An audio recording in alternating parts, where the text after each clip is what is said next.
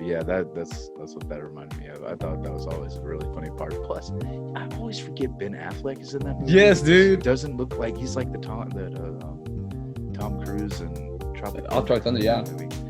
You know, like but yeah, let's get started. I have so I have Only God Forgives playing right now. It's probably what, like 15 minutes in. I got the Nice Guys going, but I'm gonna wait on that one just while you play it and you bring it up, and I'll have. Good morning there, Ben. Good morning, and happy birthday to you, CJ. Dude, thank you, appreciate it, brother. Yeah, everybody, it's my birthday. We didn't mean to shoot it on the days, but some days we should aim for Sunday, but sometimes it falls on a Monday. And this morning, hanging out with Ben for my B day. Like I was telling Ben, I turned 37 in a row. In a row.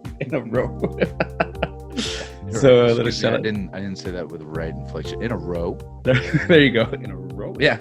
No, today's my birthday, and I actually do love birthdays. I enjoy them. I think anybody who has can celebrate them, they just have good days. Have a good time, enjoy it. You got what's called another lap around the sun is that's what I've been hearing.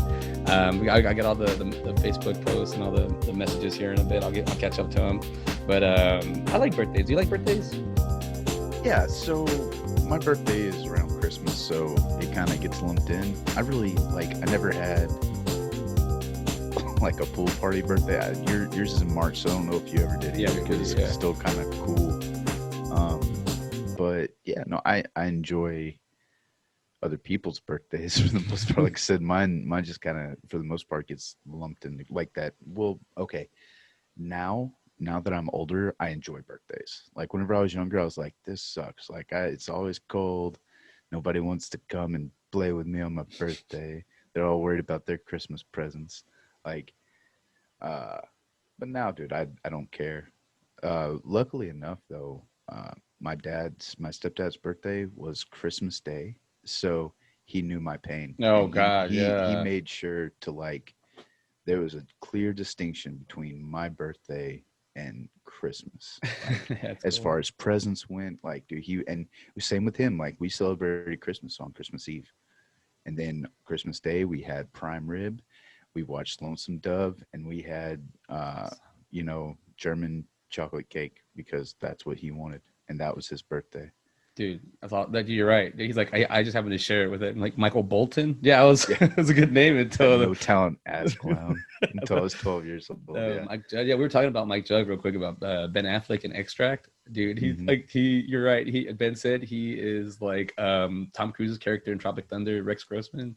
Yeah, dude, Ben Affleck. I forget his name. Dean, I think his name is. Probably. He looks like a Dean. Yeah, dude, he's freaking hilarious. But it's just like he's stuck in like this loop kind of character. Like he's kind of a POS, but he's kind of like cool, but he's a bartender. It's I watched half of that movie, and man, Mila Kunis as that character, man, I was like, damn, I really want to sit down and rewatch this movie because I was watching in between things. But I like Mike Judd movie. Might get to him after this. But what do you call it? I love spending my birthday on the 28th. This is my whole thing. Anybody? So it's like the CJ Eve, and it's actually cool because it's like always like March, and then now I'm doing the whole gardening thing. It's like now it's like, all right, cool, my birthday's spring, start doing stuff like that. But I like celebrating it a little bit closer to the 28th. Like when I was going out and party and stuff, I like to go out on the 28th. So when I go out and we got drinks and celebrate at midnight, and then go back home and go to bed, and when I wake up, it's still my birthday. So it's like that's the way I see it, because I'd started at midnight and kind of go. I kind of do like this whole 24-hour thing, and it brings me to work as well, because I when I was waiting tables, I had a big rule of I don't work on my birthday. I when I turned 19, when I was 19 to 20, because I worked on my 20. Man, I'm sharing this before we get started. On my 20th birthday, I didn't really like birthdays. They were kind of like, I remember being like, man, I'm not a teenager anymore, and I'm okay. I'm older now. Okay.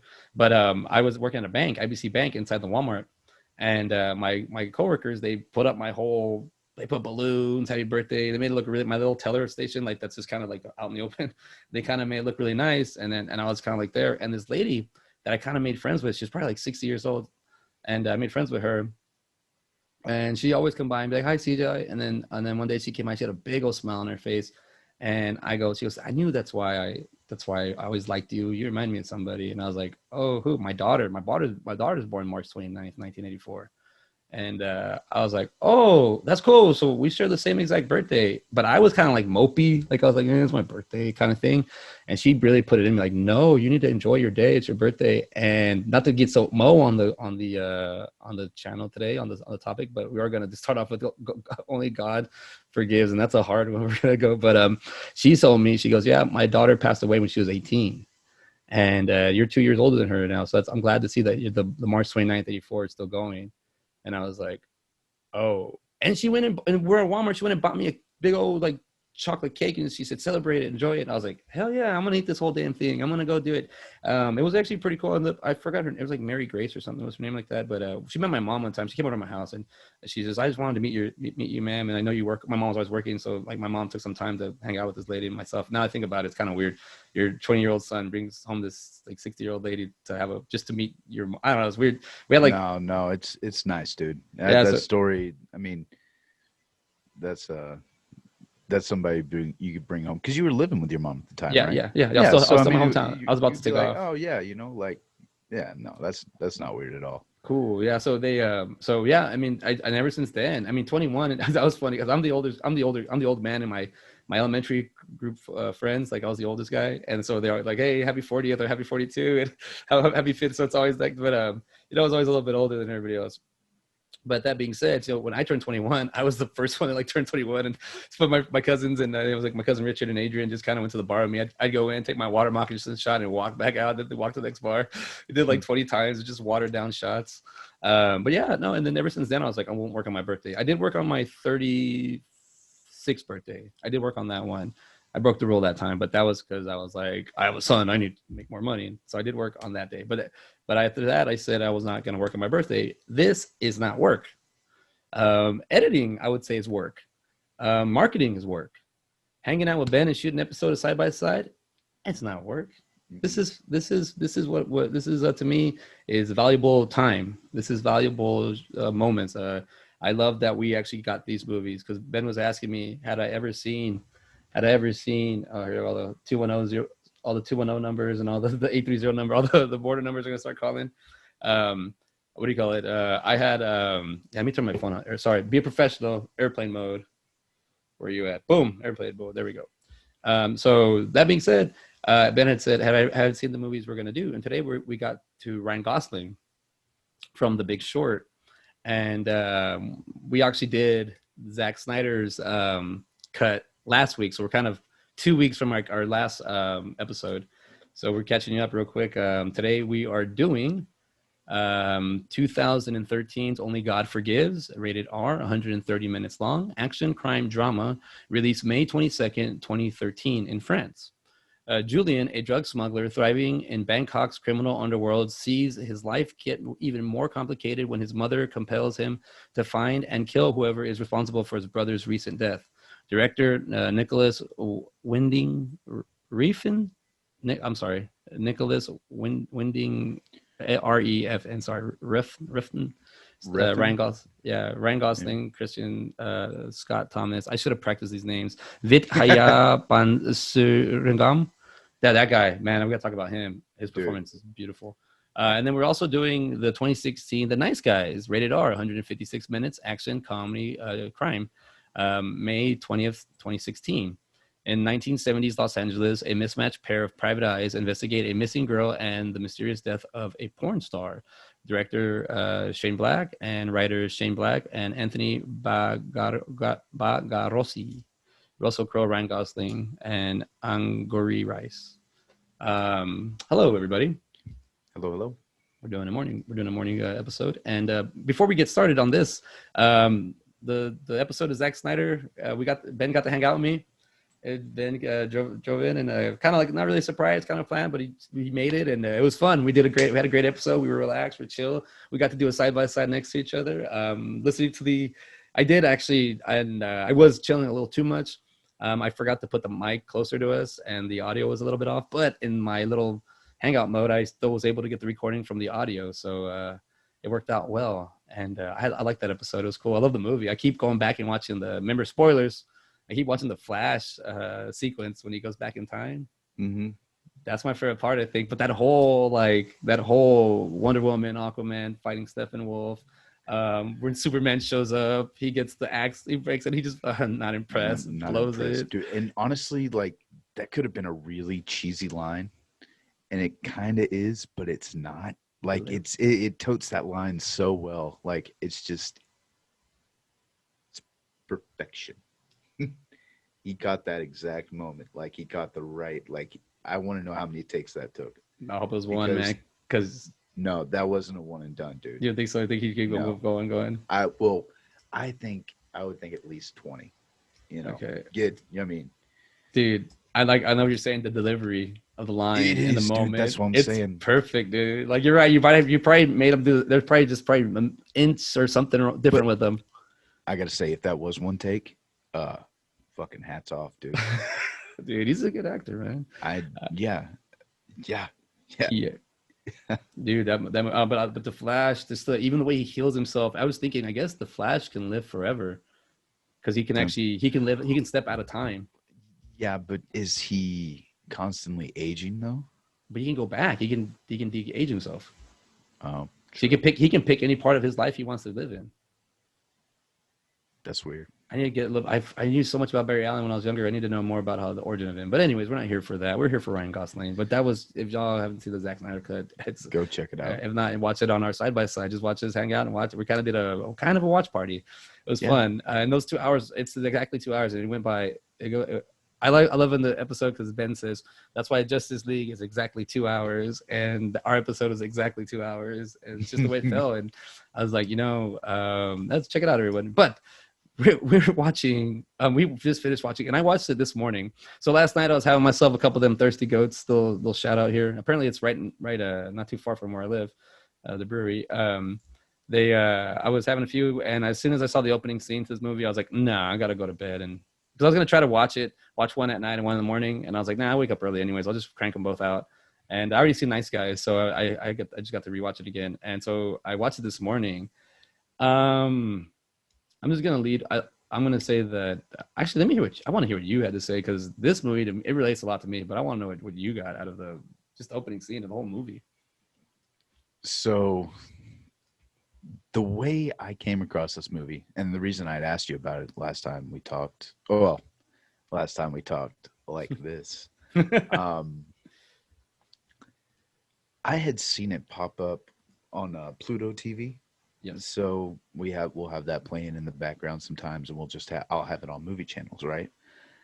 And this scene kind of popped up, and it was I'm not sure what they're in Thailand, is that right? Or Bangkok, right? So yeah. Bangkok.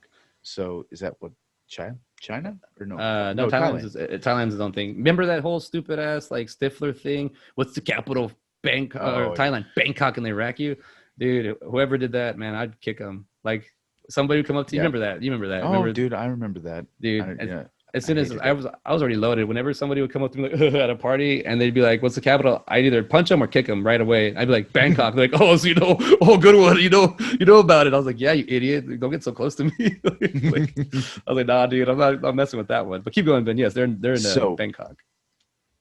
I mean, like I said, I see the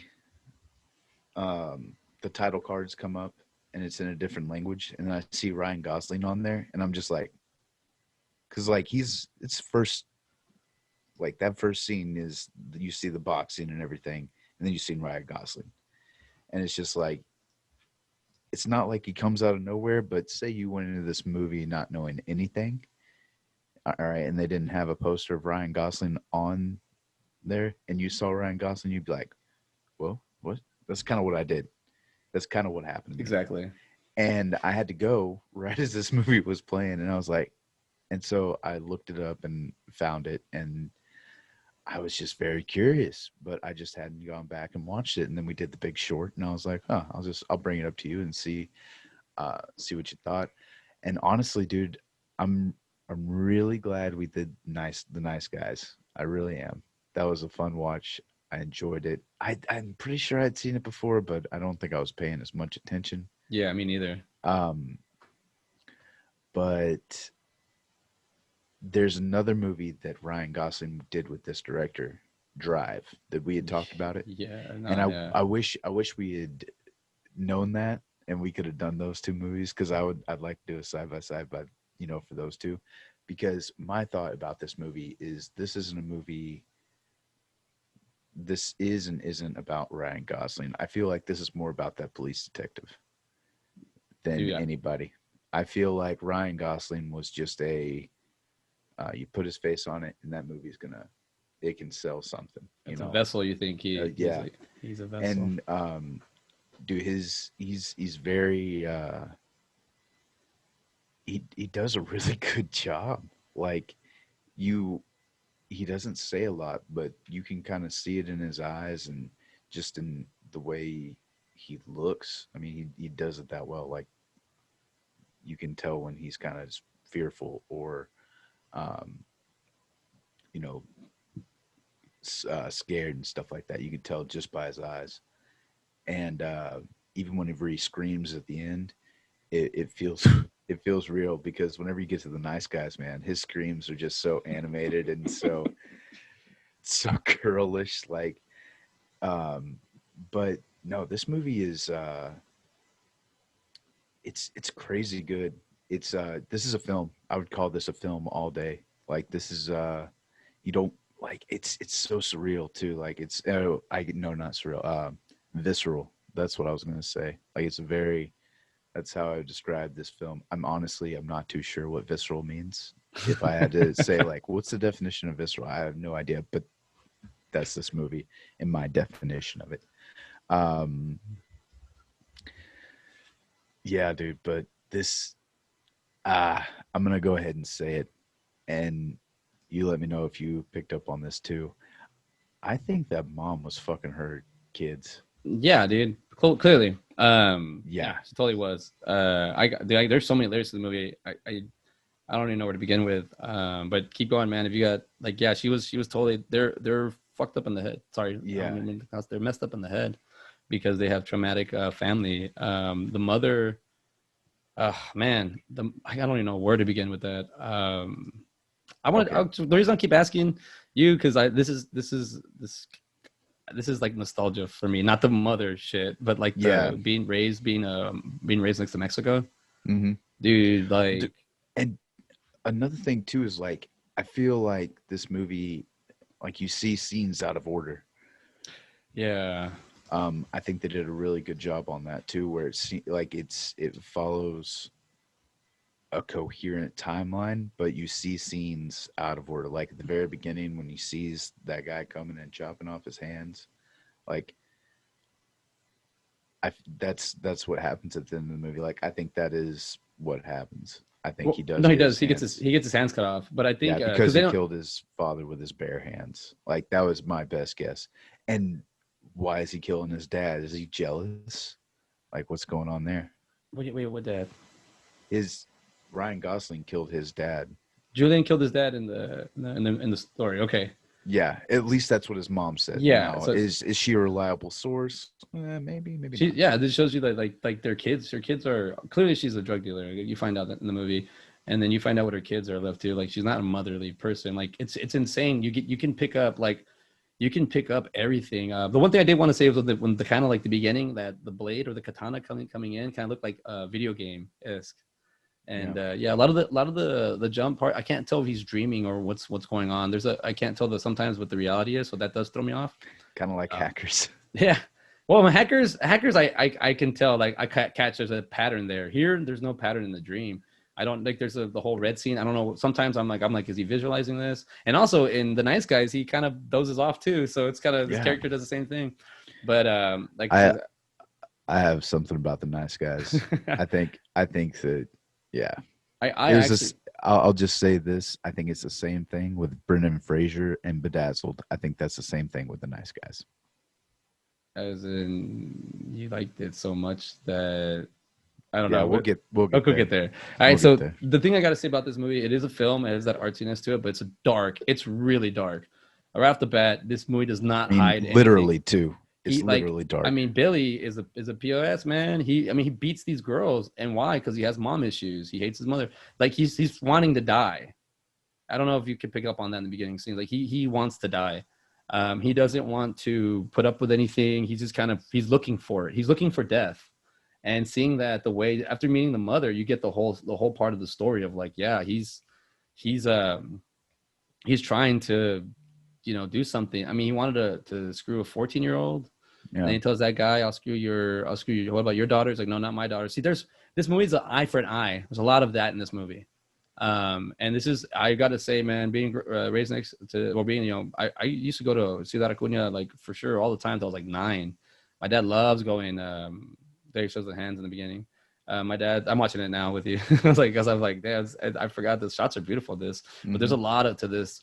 He's yeah, you're right. He's like looking like he's gonna lose his hands already. Like he knows, like Ryan. The thing about it is this movie's very dark, and it is totally two stories. You get to see the natives and how they do their locals. How they do their customs. He's the police guy, but he's still like killing people. He's the Judge Dredd, and that's all. Hmm. That's how it works. There's a lot of it isn't like it is definitely third world country feel.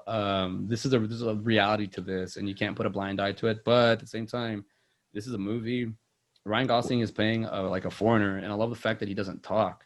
I like that Hmm. we did these two movies because it shows two ranges in his acting. I haven't seen Hmm. Drive, and there's a reason I haven't seen Drive. I accidentally saw the hammer scene, and it kind of startled me a little bit, and I was like, oh, I don't want to. I was like, usually you have the YouTube playing, and I think I caught up and it was showing scenes or something. It showed that scene, and I was like, ugh, I don't want to watch that. So I got to give Drive a chance. I haven't seen it. I heard Albert Brooks I is don't know like, what you're talking about, so I'll just stay ignorant until I watch it. oh, you haven't seen Drive? Mm-mm. Oh yeah, dude. Okay, yeah, no, man. It's exactly like the gruesomeness of that movie is like this movie. Mm. There's a lot of gore. Almost this is very a horror-ish movie. Like has a It's like real life horror. yeah, Like dude. Like you I could mean, you could totally see this going down, like somebody going and being a drug dealer and stuff like that. I mean, it's so true, and the way like, and both these things have they have a certain thing in common where it's like the you can just pay money can buy you things, but there's a certain things here because even like that, the guy, what's his name, Chang, as the other, I guess he's the driving force of this story. He cuts off what's his name's hand. He cuts off the guy's father, the guy who kills Billy. Yeah. He actually cuts his arm off because you let your daughter be a prostitute is I think is what they're saying there, and that's Hmm. why that's why he did that. And I mean, he gets killed. This way he gets killed. He's at a was he working at a stand or is he cooking at a stand or is he ordering? He just gets I gutted. think he was working there. It Yeah, seemed like he was behind it. Yeah. and he just gets killed by a kid, and that guy, that dude, that American or that Irish guy pays him, and that's like, dude, growing up in like on the border, like there's like a kid with $20 is like powerful, and Yeah. we go like, do we drinking at like 15, go over across, 16 is a very common age to go across and have a couple beers and hang out and see things as a kind of an adult, I guess. I don't know, like the future, what you're gonna go to if you keep drinking, I don't know, but like even like that, like it's always there is a threat to that that you're a tourist or you're a foreigner, and a lot of that happened with me. I never had that issue because I spending so much time there. We all grew up, I grew up on both sides, and then as we got older, they everyone knows my mom's from over there, so they'd be like, oh, we don't mess with him. He's like, they'd be like, isn't he one of them? Like, no, he's one of us. Because as soon as they find out like you're like you have blood ties, they're like, hey, like everybody like was like falling in love and like, hey, this guy's cool. And I was like, all right, that's cool. But it's also because I was with them. I was spending time with them, so I'm spending a lot of time hanging around.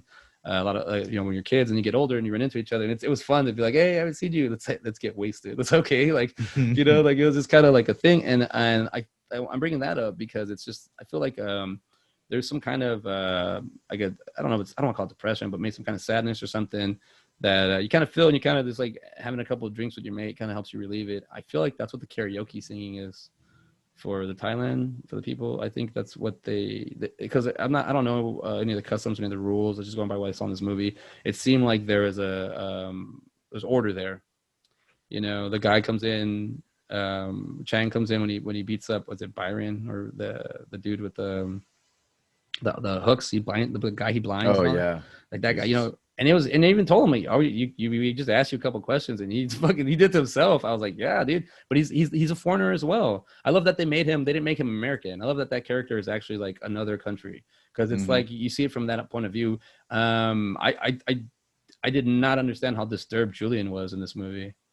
Like he's really messed up, and then you meet the mother, and you're like, oh damn, you know.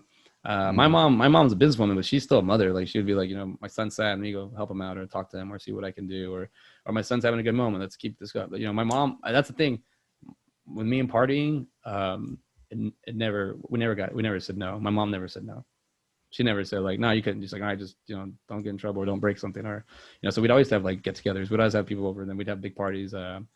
For long time, and it was fun. And then, you know, once the party ends, you know, life happens and all that goes. You kind of just, I don't know, you kind of feels like not like a neglect or anything, but it feels like you don't want to focus on the stuff. So I feel like the karaoke is kind of like the way he deals with it. It's like his way of finding chi, his sense of like, but not just him, everybody there. Like I just think in the way it is, it's I think they are there because they respect him enough. I think that's why they're there. I don't know if they get any enjoyment out of it because it's almost like they're lounging about, like they're ready to get it over with. I but don't feel. I don't think they're in there to like to hate him. I think because it's the thing to do. Because even with the food, he's not hungry. He has that spidey sense of something's gonna happen. He's like, "Come on, eat!" And the guy puts the food in front of him, like it's okay, you know, nothing's wrong. And Yeah. that scene's crazy. You hire two guys with machine guns just to go gun down three cops, and everybody gets shot except the cop. I mean, I think maybe one cop got shot in the shoulder, but everybody Hmm. gets gunned down, and you're just having dinner or lunch or whatever. That's like, you know, he's got this awareness that he's like, nah, there's something going on. There's something's about to happen. His spiders, and it was great. And then the way he catches that dude with the Oh. grease in the face, and he Hmm. beats him up with the pan, and like He knocks the hell out of him with that I pen. like that scene. They're running, walking parallel with each other, and then he cuts him off a little bit. I don't. He caught him. Like yeah, he just guessed where he was gonna be, and he got it right. He's a cop. Yeah, So man, but he's a dude. His performance is. I really don't want to butcher his name. Um, that's what you do. that's the butcher bringing him. It's a butcher birthday. Vit Haya Pan's ring arm. Oh, Pan's ring arm. It really Pan's ring and arm. Pan's ring arm. I'm sorry, I don't know how to enunciate or Thailand. Sorry, damn it, I'm an idiot. No, I'm sorry, you're good, man. I'm educated American. Let's see. Yeah, he's been in a lot of stuff, man. He's got on his acting. He's got 53 credits, but he's got since 2010. So wow, I mean, this the performance he brings in this movie, it's. I think what you said earlier about Ryan Gosling being in this movie, whatever character it is, it could have been Ryan Reynolds, it could have been Ben Affleck, it could have been any other American actor that looks like it, like the good looking. I don't know how to say it. I don't want to the cute guy, whatever. Like his look. Dude, he was in the Notebook. He has that dreamy quality. So How about exactly. that? So Yeah. that look of his is kind of like his camouflage. Hmm. And what happens is him in this movie, it balances out with the darkness of it. Yeah. And you're right, the Notebook. Yeah, you have this Notebook guy, and dude, he's messed up. You see the way his mom is, and his mom did like molest them and all that shit. And then she Yeah. talks about the brothers, and then the you know the Wang's size and all that. You know, Hmm. like you know their the penis talk. I'm just like that, and in front of like that's the closest relationship he actually has. And you know, they even give you like this beginning feeling like he's a nice guy, like he's teaching these kids Muay Thai and all that stuff, but he really is Hmm. just a drug dealer. You know, like Yep. you never see him deal with it, but his mother blatantly says it. And this man, I don't know, man. Like I never like I didn't have a girlfriend in my 20s. I mean, I only had like one or two. So and that was in my early 20s. So by the time I was 22, like I was for sure single, and I never brought anybody home to meet my mom. You know, so I was like in those years. I don't know how it is like to be to introduce your how big of a deal it is, but I don't know. I felt like it was a big deal for him. Yeah. So yeah. Uh, I think it was like that was I didn't have that really either, but I know my oldest brother, dude. He would bring girls home like on the regular. I met at least three or four chicks while he was going to college, and the initiation for them coming home and doing all that is I would do the truffle shuffle to oh entertain them. So that was my job. That was my duty. Um, chunk. yep, that was me. Um, When you reflect back on those years, or do you laugh and or do you cry? Oh, I laugh because I did the truffle shuffle well into my high school years. I did it in my math class to get out of trouble. I was about to get sent to the AP's office, and I just went for the Hail Mary and did the truffle shuffle Hey, and got out of it. caught it. Got it. I think Just that's I talked my way out of that, dude. I don't know how. I was like, I must have been negotiating. Like, listen, I'll do this. you know, I got this one move. You I'll remember that movie? embarrass myself. Like, Remember when you were in high school and you saw the movie Goonies? Well, look at this. It's like, I actually, well, I am my brother and I. Like I said, like a couple episodes back, we're the dark skin guys on our Latino family, and everyone's lighter skinned. So walking around and at a very young age, because I guess Simpsons, they'd be like, "Hey, look at Apu" or something like that, like those brown dark. So I just started learning the Indian accent, kind of Apu accent, not the Indian, sorry, the whole Apu accent. And I would do it, and then they'd start laughing. Then they would do it again, so I'd start doing it, and then they just keep like cracking up. And I was like, "Why do I talk like this now? Why do I talk?" And I was just like being like that, and they'd like love it, man. And but Latinos were kind of. But that's how it was. They'd be like, because I don't know, they stuck me with that. But I would do the Apu whenever somebody would get somebody get mad at me. I'd be like, "Don't worry, I gotta fix it." They'd be like, "Oh damn, he's," just they'd forget about it. Or like there's like, oh, man, I wish I had the VHSs. There were some home movies that we'd make little movies like that, and I was always playing like characters, like this funny little goofy characters, and I don't know, it's just I'd always break character. Like I saw, as an adult I still do that, but like break character, and then just I'd be doing the scene, and then the scene there'd still be recording, I'd break and I'd be laughing and just looking at the camera and then being this like, oh man, I wish I had this video just so I could show you. It's such a cool. I mean, it's just family. I see all the mix of people that are there. It's like 100 people every year. It's kind of fun, kind of like a reunion thing. But that was my get me out of when I break the fence, or I do something with my fireworks with my cousins, and I'd be like, oh, don't be mad, and. But the like yeah, the Ryan Gosling. I love that we did these two movies because he's two completely different characters. yeah, I mean, he beats the hell out of a lot of, like, not a lot of people, but the violence in this is very, very dark. It's very yeah. strong. The I don't know, the prostitution thing is really, it's right in your face. I mean, you see Billy played by Tom Burke, which I don't even know what else he's been in, but man, he's crazy. Like he shows like some range in there. He doesn't talk because you can't. How do you communicate with somebody that doesn't know your language? Yeah. And like, how do you, like, you just can't. You can't. And it's basically whenever Ryan Gosling does talk, it's someone that understands English, or someone that is an interpreter around him. So it's not really like him. So Tom Burke has done. It says Only God Forgives, The Survivor, Mank, and Third Star. So let's see, what is Mank about? Gary Oh, Oldman. that's yeah. I saw that not too long ago, actually. Not the movie. Sorry, I saw that it was being made. I was a little misleading. Mr. Gary Oldman. Check it out. It looks. I I feel love like it. I've seen him in something else though. Let me see. Maybe not. Dude. Gary Oldman looks like on the cover of Mank. He looks very Jokerish, smiling all crazy, and his hair's all crazy like that. I was like, damn, what if he was a Joker? That would be crazy. That would be pretty good. But he's already been Gordon. I know. You'd have to play two characters in the same movie. Get Kevin Smith involved. He'd do it. I mean, J.K. Simmons is in both the DC universe and the Marvel Dude, universe. so did I told you my theory on that, right? Yeah, I think he did. We did talk about it. Oh, I but don't you were remember. saying that he's in the DC and Marvel. Yeah. Yeah, I was gonna say because he was in both Spider-Mans too, but I think Tom Holland's Spider-Man is in the that's right. wrong universe. You're gonna Yeah. mix them. We'll see. Remember, this is a theory here. We have a Ben theory we're gonna kind of pick at before the movies get made. There is a multiverse, I think, is what they're going for. Yeah. The multiverse and this one, this man. It's So I do want to say this movie made me cringe.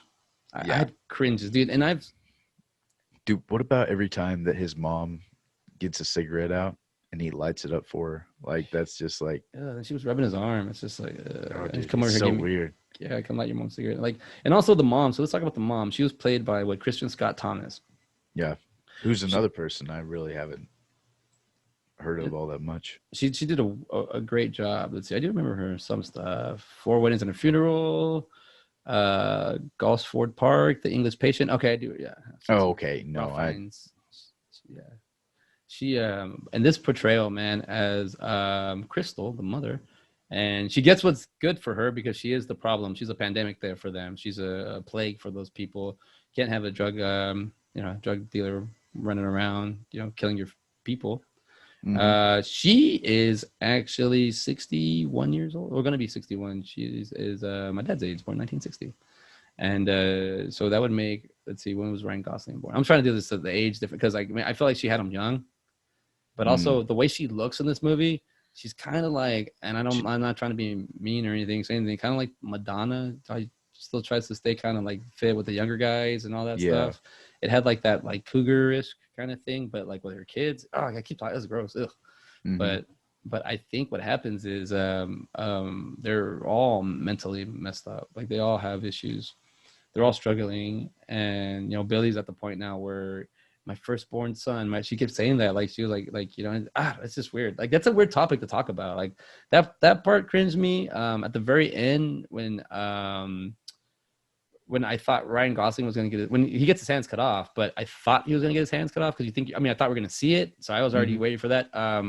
When Chan cuts up that dude in front of the little boy, what do you think that was about?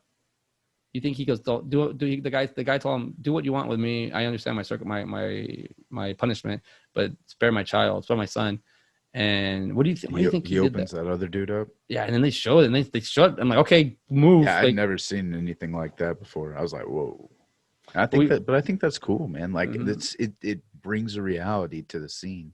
Oh, darkness. What I mean, there's a and child watching that. What do you think? Do you think it? Why do you think he did that? He didn't oh, kill a lesson. It's a lesson. It's you that what's his name in the movie? Chang. Chang. Yeah, the guy who Um, walks around with the katana or yeah, the sword. he is justice.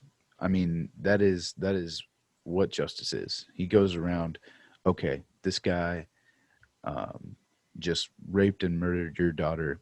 Do what you want with him, but you're gonna pay for it afterwards too. You know, also because you let your daughter be a prostitute. There, Yeah, it is justice to a T. Like, and he's almost like inhuman, just the way he looks and the stares that he gives, and he just looks like so damn menacing. But I don't know, man. It's yeah. Like I said, I'm watching it right now. It's that scene where they're in the restaurant, and he's just like he has a sense that something's about to go left, and yeah, just the way he looks around, it's creepy. Like even his demeanor is just lifeless yeah. because what he has to do, man. And I feel like the only time he's karaoke is that's the only time he can be himself. But look what he's doing. Like, Yeah. he's killing people left and right. It can't be easy to kill someone. And there's a point there where he's just trying to keep the order. He's like, man, he's the judge, executioner, and the jury. Dude, and he takes out one of those guys that, like, I mean, took him out right away, like shut him down. Like uh Oh, they talk about the two dudes on the motorcycle. Yeah, the first yeah, shot, boom, right in yeah, the head. right there, dude. And yeah, so he is not only with a katana is he deadly, but with a gun as well. Like this, and dude, he's just like taking off after him. I swear, this dude's like Superman because I feel like he's quite a bit older than a lot of these people. Um, yeah, and just this is a great scene. It God, really is. this movie is like speaks so many levels to me, man. Especially having a mom, businesswoman, and then the workers, and saying that this Yeah, is business, dude. And but what's up? yeah, man, it's like I said, it's one that you really have to pay attention to. There's not a whole lot of dialogue. It's more just like watching what's going on and keeping track of who's doing what. Um, you know, as opposed to the nice guys where it's a little bit of both, honestly. Like it's but Did, a lot more dialogue for did this sure. did this movie upset you like in a way that you're like, ugh, or not upset you, but like cringe you? Did it ever get to a point where you're like, ugh, like because even the guy getting tortured that's sitting down like that, I was like, I was like, why they're really showing the No. torture? I couldn't, I was had a hard time with that scene, man. I don't know. I even the fighting. I love the fighting scene. When Julian and Chang fight, dude, Chang kicks his ass, He and does. and not like flawless victory right up. And then you see Julian the rest of the movie, and it's like it's no longer Julian. The nose is broken. It looks insane how his nose is broken. It's insane how his eyes shut. Well, one thing that is different about Julian and his mom and his brother is he does have honor. You know Yeah, you want to what fight. little well, that too, and like he's not willing to kill a kid. He's not going to kill a kid just because of who her dad is. You know, uh, Yeah, so he does have some kind of sense of what is right and what is wrong, however skewed it may be. Um, but yeah, man. Now I'm on the scene that you were just talking about where he opens the guy up, but it's like right at the very beginning. yeah, and then like Um, mind your business. Like it's like I don't know. I mean, even seeing like your mom like that, it's gotta like on the bed like that. Like he has the I guess the prostitutes he's been with, they kind of the same feel. I don't know. That red room is weird. It's like it's a weird trip, man. mhm, This is a psychological movie. You gotta let this movie in. And yeah. if you let it in, it'll really mess. It'll mess with you. And you asked if it disturbed me or anything like that. Not so much. This kind of violence doesn't affect me as bad as like a horror movie like violence where it's like pop out at you, Yeah, like kind of like try to scare you with the violence kind of thing. This is the build up and everything, the tension. You know what's about to happen, yeah, at least for the most part, and I don't have a problem with that because, well, and first off, man, in my mind in the movie, like you're in this underworld. These are the consequences of playing around in the underworld. I mean, you're gonna get somebody that's gonna stab your legs and pretty yeah. much crucify you to that chair. And That's true. Blind crucified. yeah, and just yeah, this is a crazy good movie. It's a very interesting movie to watch. It doesn't come right out and say that the mom molested her children You gotta growing pick up, up on that shit, dude. but very very heavily implied. Um, Because even like you, even when the penis start, now you think about it, the conversation they have, they don't. She never like says like she does anything with them, but she's just talking about size right there, like just mhm, comparing them. So I kind of did throw it in there, but I'm also like, man, I think she did because even the way she's like, give me a hug, and she fills him up. But I'm starting to now I'm rewatching this and trying to see what Ryan Gosling's facial expressions. He's mentally disturbed, like he's just like barely holding it together. Where mhm, Billy just let it go, man. He beats the hell out of that girl. He even killed that girl. And then when they show his body, when they show his mangled face because the dad like, but you see the way that justice system works. It's the justice system. This dude went and killed a 16-year-old prostitute. Justice here is we'll go get the dad. We'll let him venture off and take his anger out of him, and then they turn it on the dad. Well, why'd you let your daughter be a prostitute? We're gonna take your mhm, hand for this. Well, the person he killed, like if that would have just been a tourist or some dude that was just like random or a guy from there, that's where it ends. But the fact that it's a drug dealer and she wants her, like it shows her like she's like a child. She still wants to be like, I don't know. I guess I don't want to say young, but like I don't want to say, I don't know, just something there where she's trying to like be like I don't know, I'm not trying to pick on her dressing, but it's just the way that way she holds herself, the way she talks to her children. well, I mean, it's like you said. I mean, she was. Oh, did you ever find the age difference between the two? Oh, let's see. So he was 60 and Ryan Gosling He has to is be in his 70. 30s. No, I think he's 40 something. Oh, is he? Yeah. No, he's 80, so he's barely 41. Well, he's 40 right now. He's gonna be 41 this year, Okay. 1980. So there is a 20-year difference in their age. So she had him when he was 20, so she had Billy when she was 18. So I knew she was a young mom. Yeah. I picked up on that because there's a lot of this stuff that you got to pick up on. And man, where this guy has gone with Ryan Gosling has gone in his acting, oh, dude, I gotta. Yeah. It's a great job, man. I honestly, this movie might be a little bit for some people way over their heads. I mean, like I don't know, it might be over their heads. Also, I might not want to go here. I was raised next to a third world country, and you see a lot of there's reality there, and there's a lot of reality in this movie. And they're not. I like the way they portray it. And God, it's shot. I just want to know how long did they have Ryan Gosling on set? Like, did he go and was he there for like a month, a week? Like, well, I guess we can dig into that a little bit. But I'm like, how long was he there, or had he been there before? Or it's just kind of like when you see like George Clooney in those like Chinese commercials, or Arnold Schwarzenegger, or Van Damme. They do commercials over there. They want to see him too. It's not just America.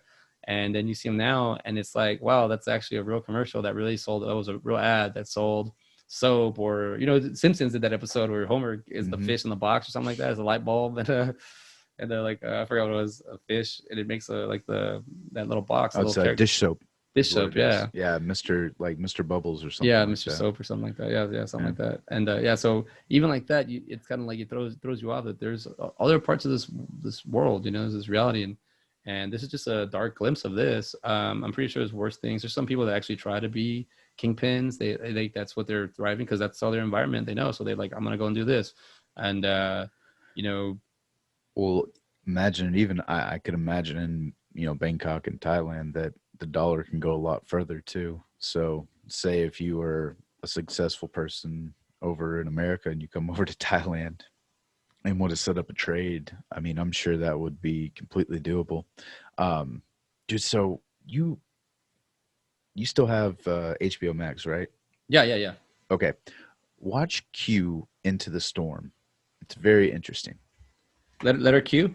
Yeah, Just, like it's going on about. I know you're not into politics or anything, but it's going into the QAnon stuff. But it's sort of about that and just trying and but essentially what it is, it's like trying to find out who Q is. Q. Oh, I get what you're And saying. so That's what I was watching South Park. yeah. That's Well, like and that. dude, and just that little bit is like at first you're like, oh, okay, this is just going to be like a political thing, like about QAnon and going into what he's talking about. But no, it's like trying to find him, and the people that they come across, like trying to find him, are like they're fucking. It's interesting. It's Yeah, I gotta check interesting. it out, dude. I'll check it It's out. I think it's only going to be like 4 episodes, and like Oh, it's a coming in because series. there was an episode. Yeah, yeah, it's like a little docu series. But the third episode came out last night, and I think next week is the last episode. So maybe just wait till next week and binge it because, dude, I was like itching. I was like, "Where's that third episode at?" Because I want to know, man. Like it's, I uh, mean, I'm not opposed to. It's like I was raised around religion and church and all that, but I'm not opposed to it. I just don't do yeah, it. So like stuff like this, like with politics, politics is just stupid. It's just dirty. I'm gonna yeah, talk about you, the way you look, the things you do. Oh, wait, real quick, the scene where the moms, you're getting the mom's look of the point of view, where the guy's all buff, and mm-hmm, she's there looking at like, so it's like it's always a balance. But I think I'm not like politics to me. It's really dirty, and people don't play fair, and it's stupid. And I think it's just also, if you're old people do it. So if you want to be an old person, talk into politics all you want. I don't want to do that. But I'm looking. I mean, I've seen Zeitgeist. You've seen Zeitgeist before? I think so. Yeah, Yeah, it's kind of the whole 9/11 and how yeah. but it's not really about 9/11. It's just like stories how we have like other parts of the country, of the world that do have the same stories, similarities. So I'll watch this. I'm not opposed to a lot of that stuff. It's almost like a whodunit, and that's why it's so damn interesting. Like I said, if they hadn't gone the route of like trying to find out who this person that's been posting all this information, like yeah, Yeah, I it's did you watch on Netflix? Don't f with the cats on the internet? I mm, that part where they were messing with the cats kind of got to me, You have to so I stop. quit watching. Yeah, Okay, so I saw the whole thing. Well, first, I'll just say, and I don't want to rag on anybody's story. I'm not gonna say anything about that story. You need to watch it. Anyways, I'll say this about that movie. That movie, when I watched it, I was like, the whole following how they got to where they got. That was kind of cool. Like how they did the circle and how they all pieced everything together. Like I like that kind of stuff. I do like me a little murder mystery here and there. Or just not like in reality, but like like who done it. You figure out, or not even murder, just like who did the crime. Like, and it's like a puzzle. I don't watch Law and Order all the time, but actually I don't watch it at all. But I've seen, when I was younger, I'd seen a few episodes, and I'd be like, oh, okay, I get it. That's what happened. So like, wasn't it Dick Wolf? In order yeah. to write those episodes, Dick like, Wolf Production. what's your name? It's Dick Wolf. Like, oh, okay, you said with confidence. I believe you. Um, Richard. Richard. But yeah, I think I'll give it a shot. I'll see what I got. I see what this is about. Yeah, Um, but like with this movie, it makes me wonder, like, how many movies like they make it seem like only like one movie came out and I'm not them. I'm just saying I didn't hear about any other movies coming out from Thailand. If this was probably I don't even know. Is this movie made in from Thailand or was it made in Let's Thailand? But see. the film was shot on location in Bangkok, Thailand, and Okay. as with Drive, it was dedicated to Chilean director Alejandro Ho Jodorowsky. It competed for the Palme d'Or at the 2013 Cannes Film Festival. So it was shot in Thailand. It's a very this movie alone, just with the deaths are dark, but the story itself, it's so many layers to it. I think also I like the way the two entities meet, the Ryan, the Julian and the Chang. I like how they do have a duel off, and so you already know that Julian is can get beat his ass whipped by Chang, and Chang, dude, badass. Like it's awesome. You're right, dude. It's just like Blade, like a miniature Blade. They're just whooping his ass and whooping everybody's ass, just taking order right away. Um, the whole the you see, there's only a few things that really like stuck out to me about talking about this movie, but the way it was shot. What do you think about the way it was shot? Like that indie feel to it. I liked it. It it almost like you said, you don't know whether this movie is made for Thailand or made for America. Yeah, Like you don't. I think that's what that feel gives to this movie is you. But I like that kind of like ambiguity. Like you don't know because that makes it even better. Now you have to assume that it was made for an American audience because I mean, unless in Thailand they speak majority English, uh, this wouldn't. I feel like this movie is mostly English, so it would be for our audience. But I was looking at it, man, like what is it? Gross in the US, it was only like barely a million or yeah, it wasn't even a million. It was 779 uh yeah, $779,188. That was the gross for the US, but 10 million cumulative worldwide gross. So dude. obviously, you know, I it mean, wasn't it seems like it's for the French market or something. It says countries Denmark and France on the Wikipedia page, but you know whatever that means. yeah. Languages English and Thai. You're right. Budget 4.8 million and boxed in 10 million. So it did double its profit. You know if that means anything. So it was well received in that and money wise, but let's see. Oh, it's a western. Is what they're calling it. Oh, Oh, it totally has that feel. Like that is yeah. You said it's a western? yeah. Like that's one of the descriptions of it? Yep. Yeah. I could totally see that. I think it says here Gosling has described the script of Only God Forgives as the strangest thing I've ever read, and it's only going to get stranger. So I guess he liked it. Well, I mean, at 4 million with Ryan Gosling, I feel like I mean he couldn't have I mean, what is he, a majority of that budget? I don't think so. I mean, Nah, unless dude, well, I mean if he they do shoot in Thailand, then maybe it is cheaper to shoot over there. it's got to be, dude. I think if you had like a job, like I don't want a retail store or something, and you saved up money, move to Thailand because it's so cheap, like pennies to the dollar. Like a dime gets you a lot. For I can't remember how many stories I've heard about people saying that you can live off a dollar, of a penny in Thailand a day or something like that. Well, that's why I mentioned this Q thing is because that's what one of these guys did. Because it's all about like 4chan and 8chan and all that. Hey, let me bring your rappers up in here. I don't know what's going on with the rap game anymore. No, it's like 4chan. I see. So I don't even know what that is. it's well, see, I didn't really have a name for it. It's an image board. So it's where people can go on and just like post Yeah, anything they want, figured right? that's what it was. And it's almost like Reddit, but an unfiltered Reddit, moderated Reddit, but still.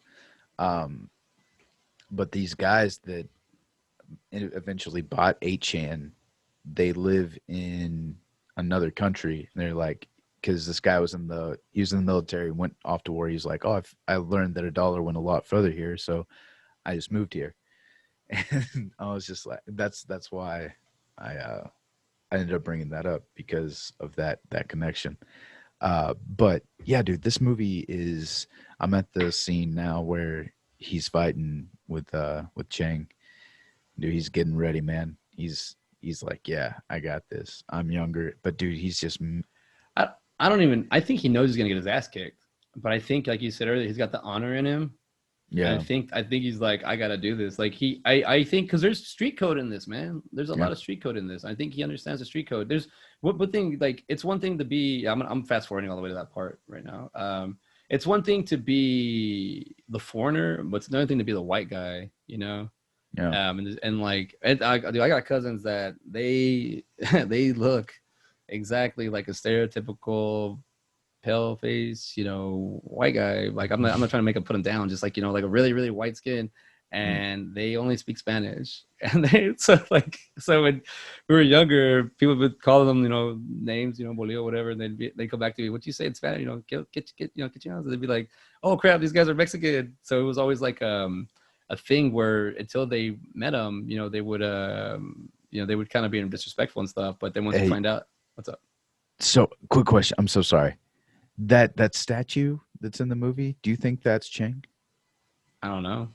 But I was trying to say is like I don't know, but I'm saying that that's why Oh yeah. this fight is really good because I don't know. I mean, it could be like he's a world warrior and he was younger, and Yeah. he's that's his old gym or something. I could see that now because yeah, like you don't. Yeah, he's still in the warrior's still in him. He's just older. Yeah, I can see that, and that's what I was saying because like this is a big scene because like he's learning. It's respectful. Like I bet you if it goes the other way around where Julian were to beat him, and by the way, I think he's doing southpaw boxing.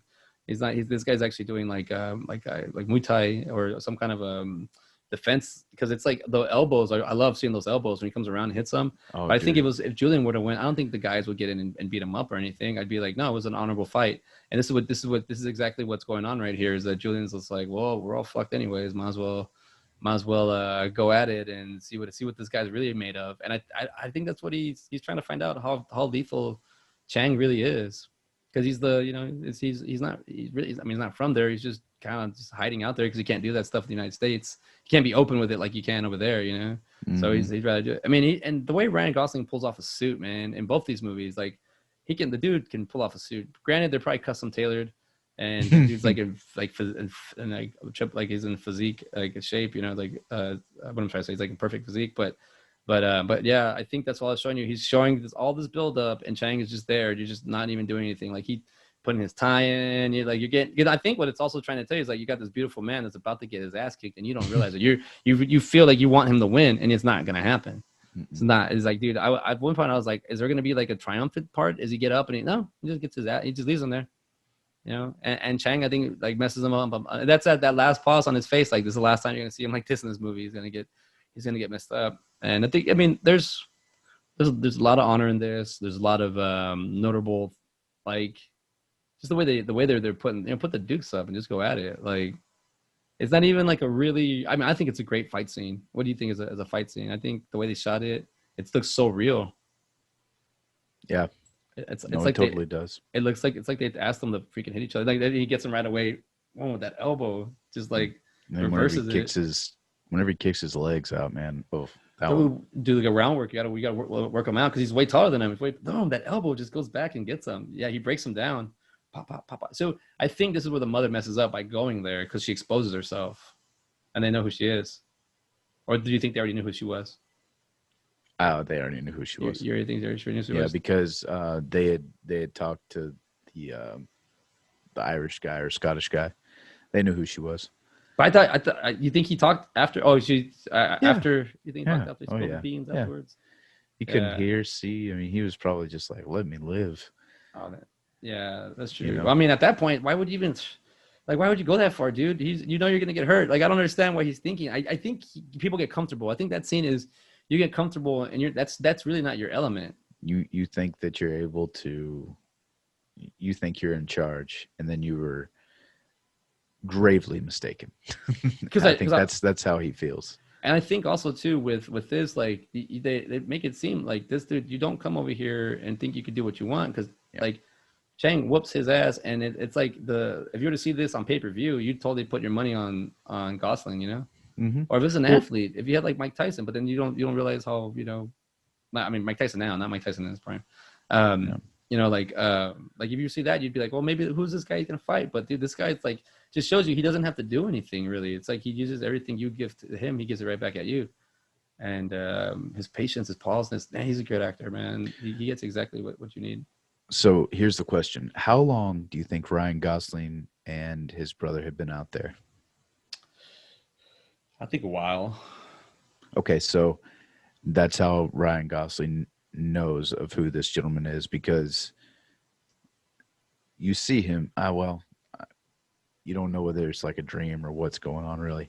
But anyway, why wasn't he on the radar before? Like, was this guy just recently put on to Nah, like dude. a? No, I think I know what you're going with this, or I know you have something going in my head. I think you're right. I think the kickboxer statue is Chang, Mhm. and I think Ryan Gosling. I mean, Julian knows that. So I think with Julian, I think he's been there a lot. He's picked up on it, and he's just kind of like, because you see him like encouraging in the beginning the other fighters, so he knows his shit, and he knows how to fight, but not like this. This is definitely a lion going up against, like, I was gonna say like a coyote or something, like something that can fight, something that's vicious, but it's a lion, and he's just Yeah. older. But man, I think with that, I think it's like he knows about this legend, because also now that I think about it, he's having dreams of losing his hands, and he probably knows about the custom there, and then he's also having dreams of Chang. Like, he's actually having vivid dreams of Hmm. him, so he knows that it's coming.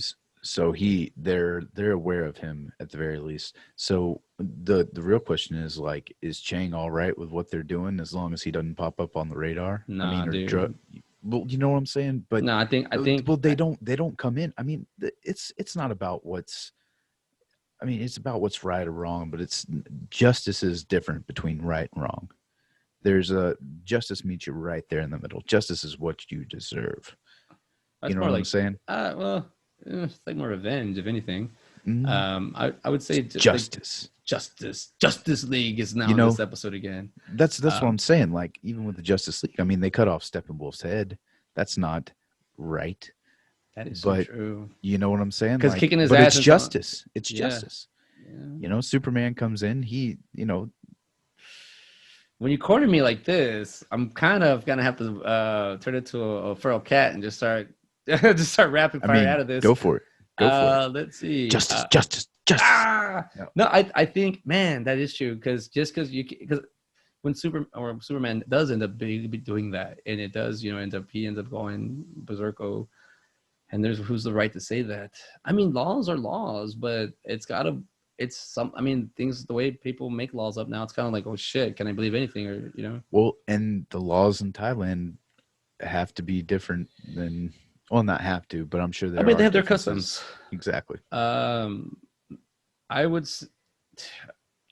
I don't know now, because they let Julian live in the beginning. I mean, he's not the one. It's not him. Like, Yeah. and I don't think he takes it personal. I think it becomes personal when they try to kill him. And I think that's when he goes and he's like, I'm gonna kill this lady. I don't think he was gonna kill her before. I No. think that's what she's trying to prove. That's what she's trying to do. And that scene, I just came here to collect my son's body. She's not there to do that. She's there to kill No. him. But she's being emotional. She doesn't understand. Does she do coke herself too? Is she on drugs? Oh yeah, dude. Obviously. Um, but I think she thinks that she's in the clear whenever she's just talking to that police officer, and then once he shows up, Yeah, she's she just gets like, up. oh, yeah, she's like, oh, It's weird though. At that point, like, what do you do? I think she just accepted her fate. He kills her right away.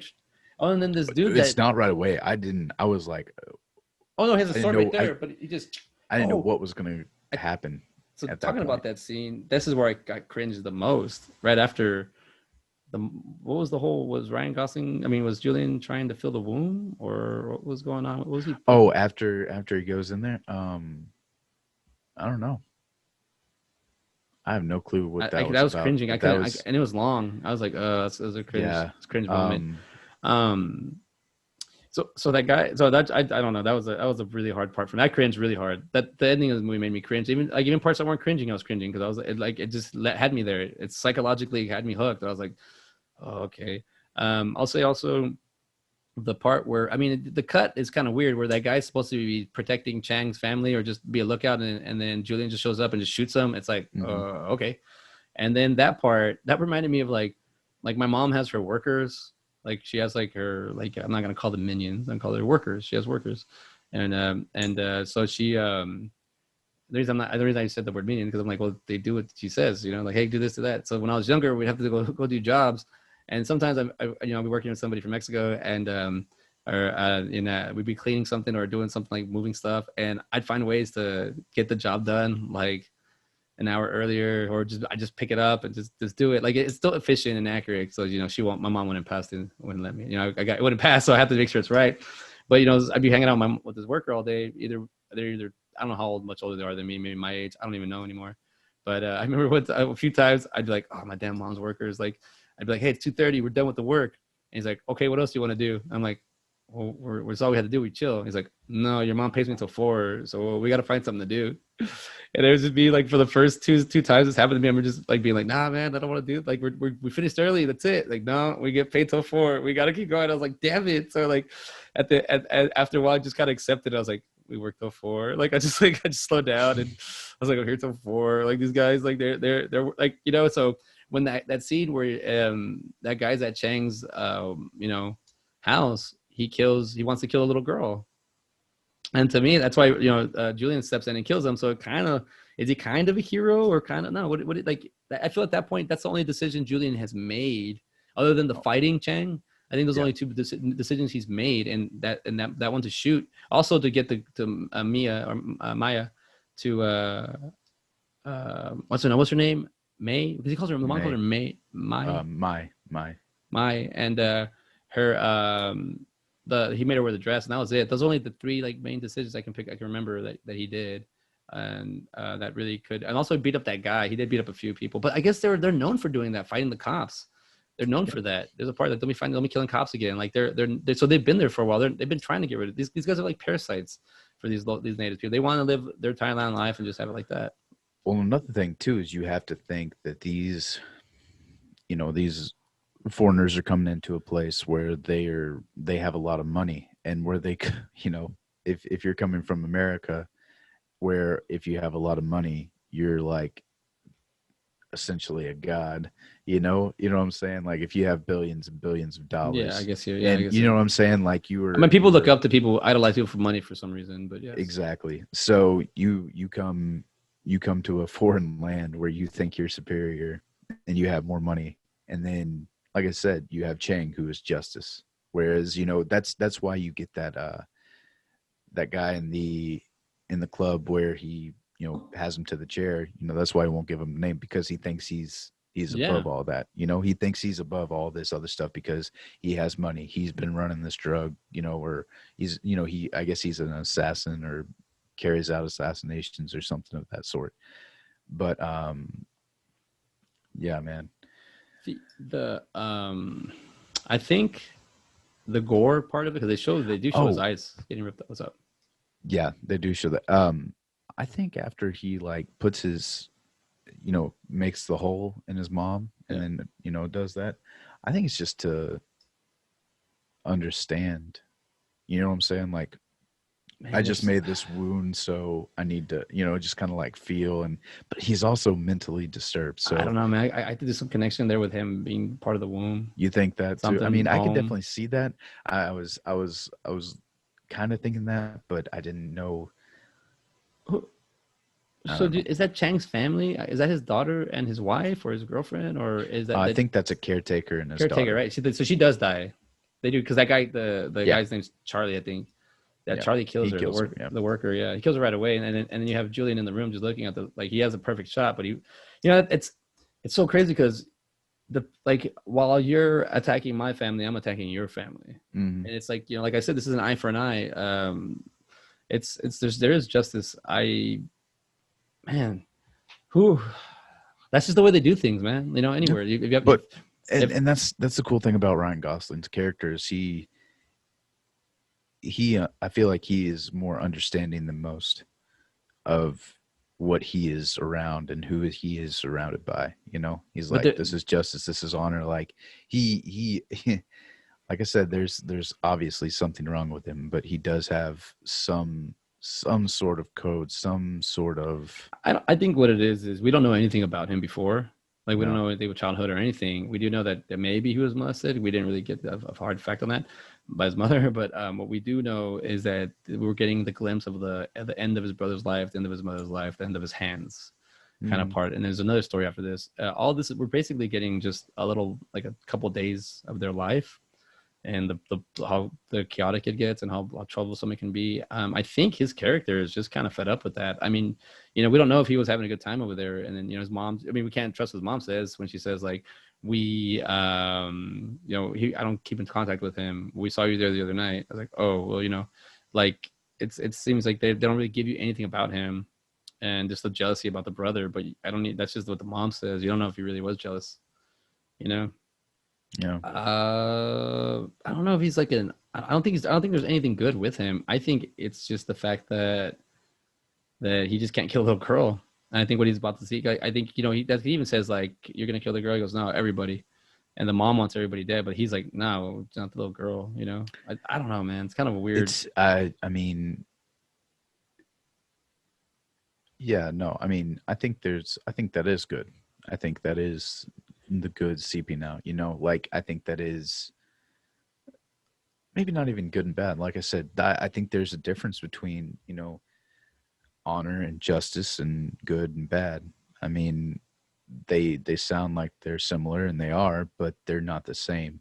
You know, Yeah, honor is respecting your foe and knowing, it's this is like a not a game, but he is essentially viewing it as war, kind of like Cheng is. And yeah, so it's about a tactical advantage, um, you know, it's not it's not smart for Cheng to go into his dojo and not, you know what I'm saying? Now he is surrounded by his cops and everything. So if something goes left, I mean, he can take care of it. He has everybody there. But what's to say that, Ryan Gosling's character isn't just gonna have somebody there and shoot him, you know? the other thing is, I mean, but we don't see him do that though. So I think He, Chang but knows of him too. but we don't see Julian do that though. He doesn't make this. He doesn't. That's what I'm saying. He only makes like two or three decisions in this movie, Yeah. so it's hard to even pick up what the hell he would do.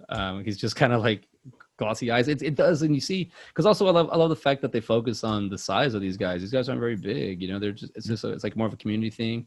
They in a world where everything's kind of limited, they're still able to like I don't know, rough it out or some shit. It's pretty dark. This is a dark movie. It's very hard to talk about even like that because it's got a story within it. And right there, just why you talking to me, and I think we should move on to the next one because we're moving on. But I realized the mother has no purpose of being there. She goes to get killed. That's her fault.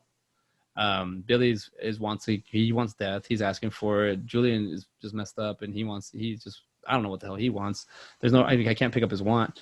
But But surely, I guess he could survive after that, but I mean, that's what I'm saying. that's Like, I don't know what that's his a want lot of is. blood that you would lose, and he's out in the middle of nowhere too. I don't know. I Like, don't. I'm not saying he dies. I'm just saying that it's just that the story lives where him with no hands, and you do get a lot of hand shots in that movie.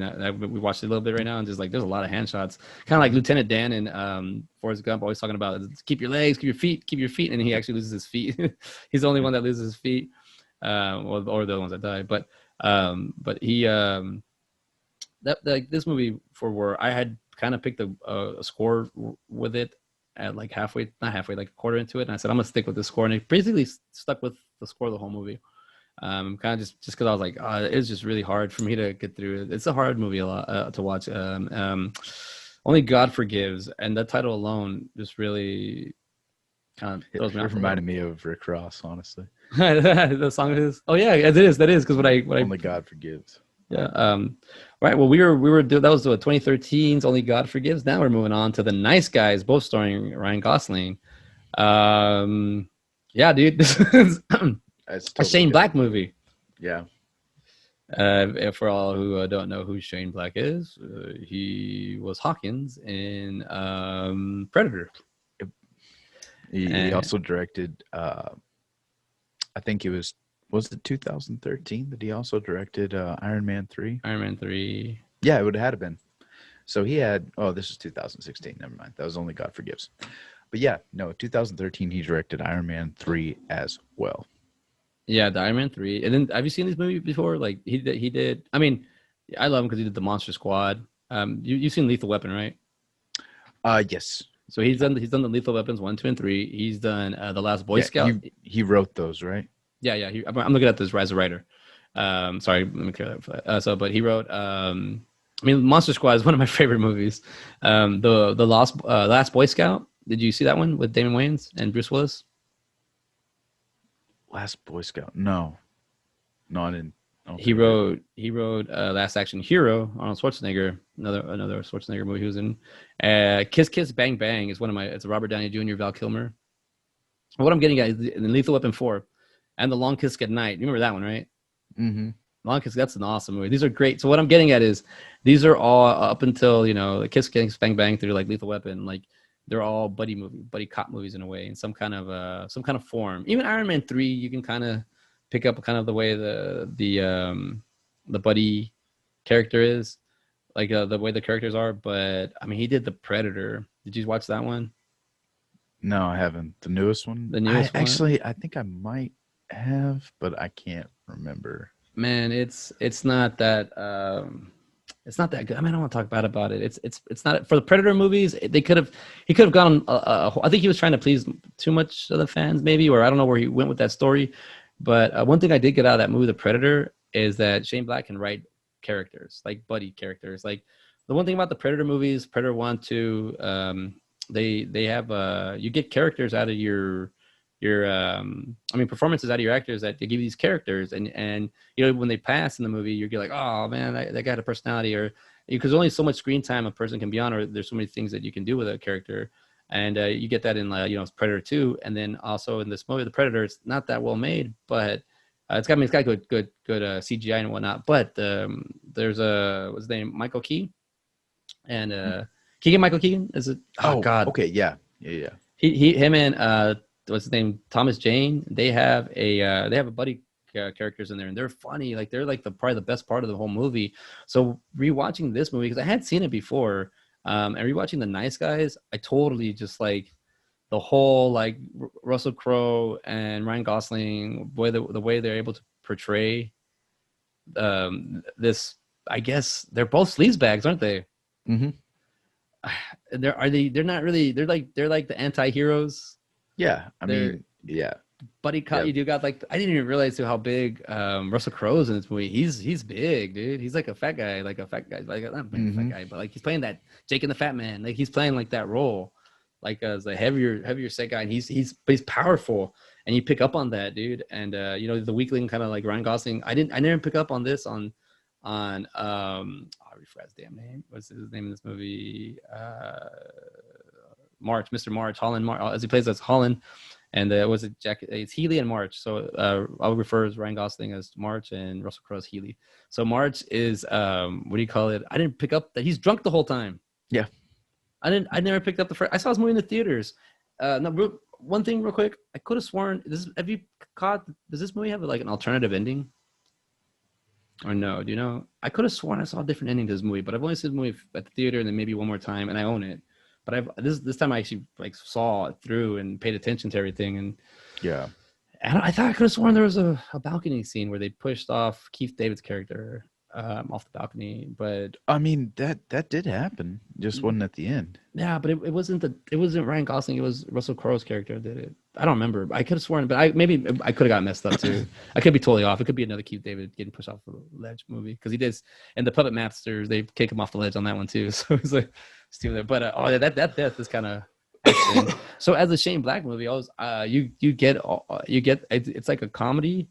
What's it say? It's like action, comedy, crime. You get all three of those.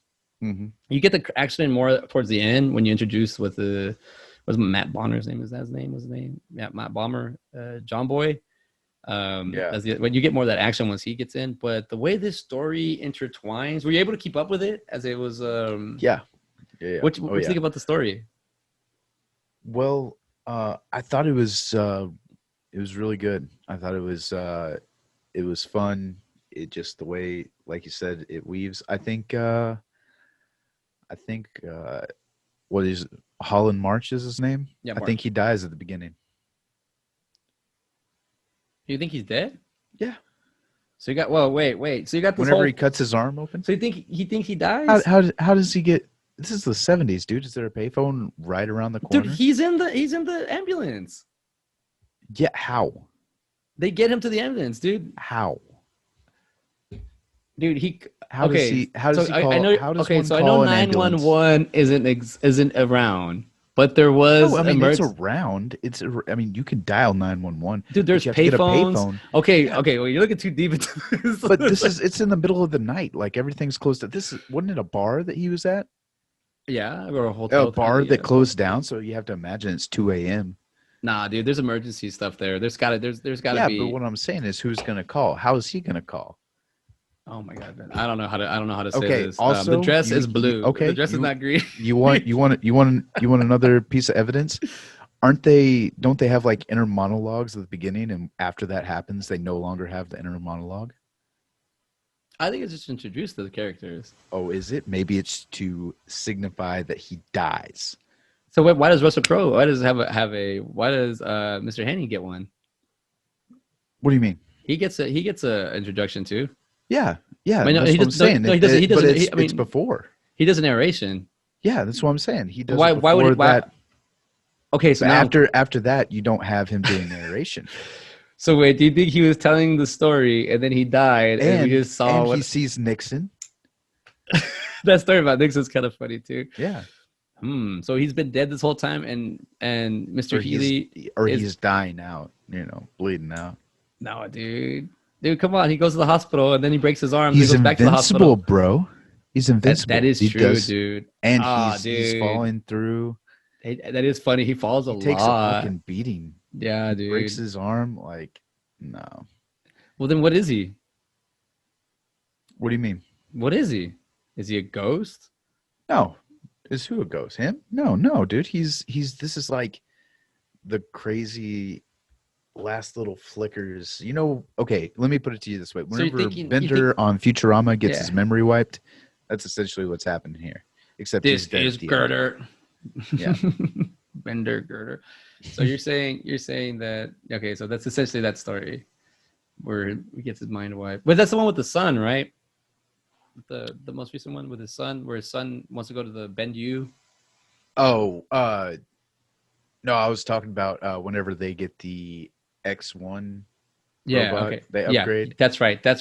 And then he's feeling insecure, and then he goes to get like the reprogramming to where he loves the robot, and then he has like this entire journey, but Yeah. it's just them wiping his memory. That's what's happening right And then here. also too that robot sacrifices himself. He's like the stupid because it's like so honorable. Hey, like Julian, he sacrifices himself. I don't know. Like, that's a good point, man. I'll say that I don't think he's dead, but No, I'm not, like I said, this is I I just know it's a like taking theory. little It's a theory. fun routes. It's a fun But theory. I mean, it But let's say would. if he were, I'm saying if he were dead, and there's a last flicker, then I'm thinking that it's his detective mind putting the piece together as he's going on his way out, and it becomes more of a cartoon at the end when he's falling through everything because he Yeah. needs to see how the story ends, or because you get the fact that they're all detectives, so they're able to put things together. Even the daughter, even Holly, she's able to put things together real quick because that's what they do. I don't know, man. If he died, because he's bleeding, we're losing him. Well, no, yeah, exactly, and also, he would have heard of Russell Crowe's character in that diner. I mean, that would if it made national news. Yeah, that's true. You're on to something here, Ben. Ben has used his beak because he can't smell. Oh, he can't. Maybe he Oh, died too. oh, Oh no, he didn't die at that point. His wife died. But yeah. he's drunk because he was drunk the whole time because of his wife. His wife passed away, and I didn't pick up on that the first time. I just thought but even like getting drunk at the party, Russell Crowe gets offered so many Because drinks.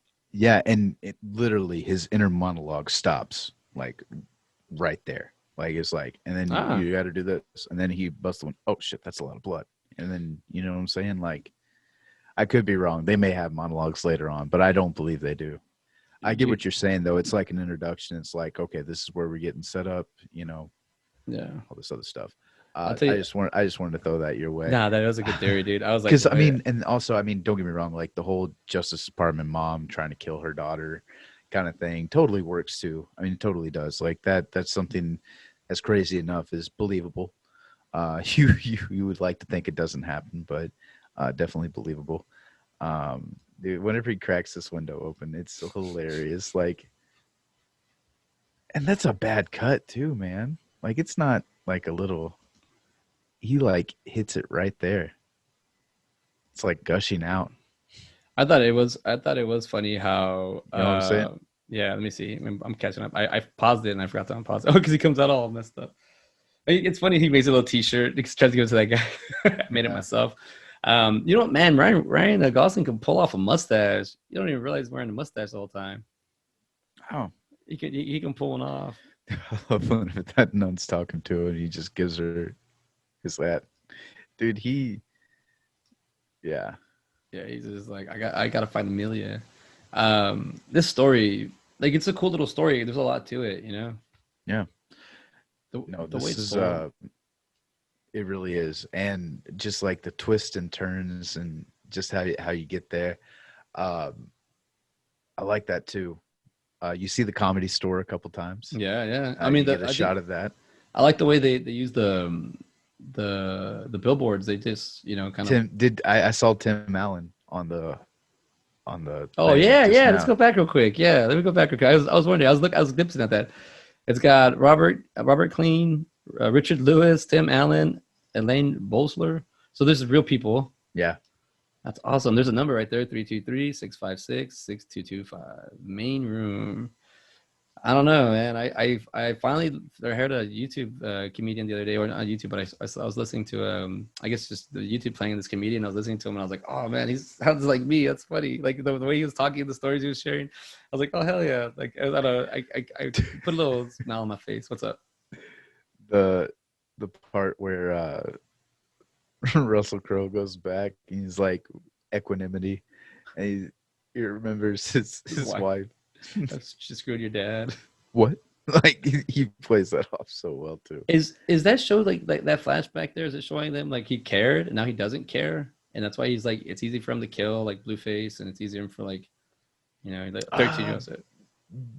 no, I think that's just to kind of give a little background on why he's so Yeah, rough edged. Yeah. No, I mean I think not so much like his ability to kill or anything like that, but I think just like his demeanor.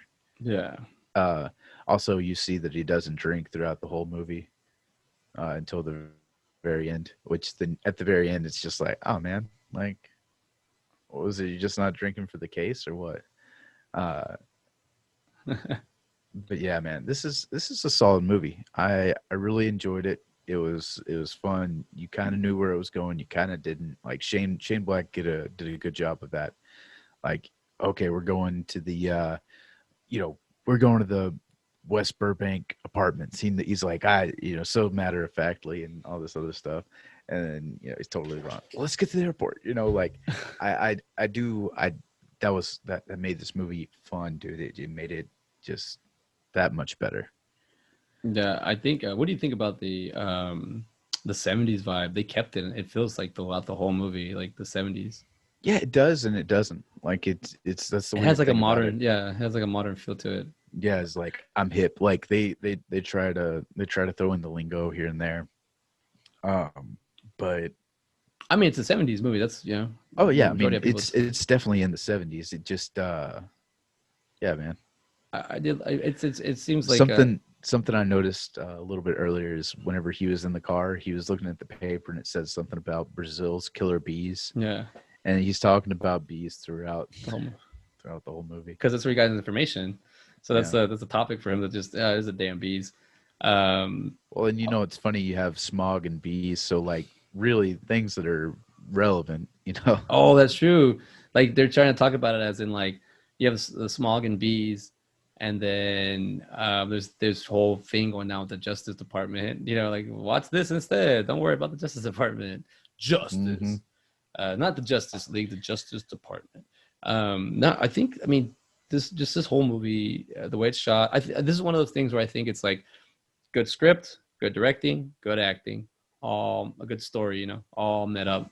And they made this movie kind of thing where they all were able to get because Russell Crowe's performance is great as was Jack Healy, I think his name is Healy, Yeah. and yeah, Jackson Healy. He does a great job, man. I mean, what does he have? I think he does have an Oscar, doesn't he? Yeah, he has an Oscar. Is I that think for Gladiator, for right? Gladiator? Right. Let's find out. Yeah, 2001. So he does have an Oscar, man. So you can't really. He's a Maximus, I, yeah. I was watching South Park the other day with Russell Crowe fighting around the world.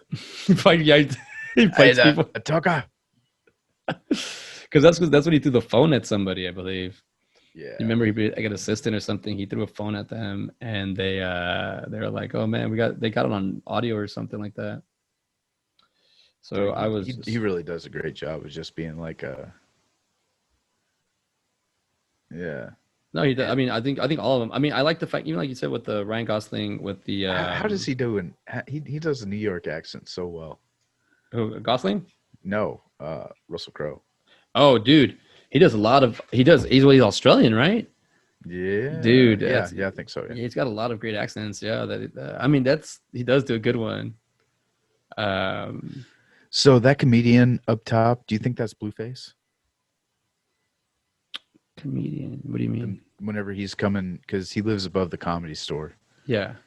All right, so whenever he's coming in with all the yoo-hoos, oh no, no, that doesn't make sense because he would be performing while that was going on in Blueface's. Yeah, All right, so that Blueface character reminds me of the same character. I mean, he's only in this for like three scenes, I think. He's in this one, and I know he's in the one where they start shooting him. Oh, you thought that was him right there? yeah, I thought for a second there I was like, oh, maybe he was the comedian. I was thinking about that one for the first time I That, was watching. that would be kind of cool to live above the Comedy Store in in the 70s. That'd be kind of a pretty cool thing to do. Hmm. That Blueface character, his let's see, let's give him some recognition. Man, you really despise him, man. Bo Knapp. Bo Knapp. Yeah, he does. He gets that little sleazy. Damn, it doesn't even look like him in this movie. Death Wish, Destroyer, 7 Seconds. Nice guys. Yeah, he plays it. Man, he really pisses you off, man.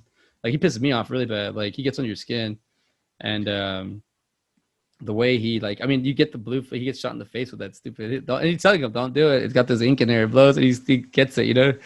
Yeah, that stuff doesn't come off. And then he's in the limo scene, and then he's out chasing Holly, and he gets hit by that van. And by the way, did you catch that van does a repeat? It comes back. Hmm. It's like holy crap, he brought it back. It shows the hit.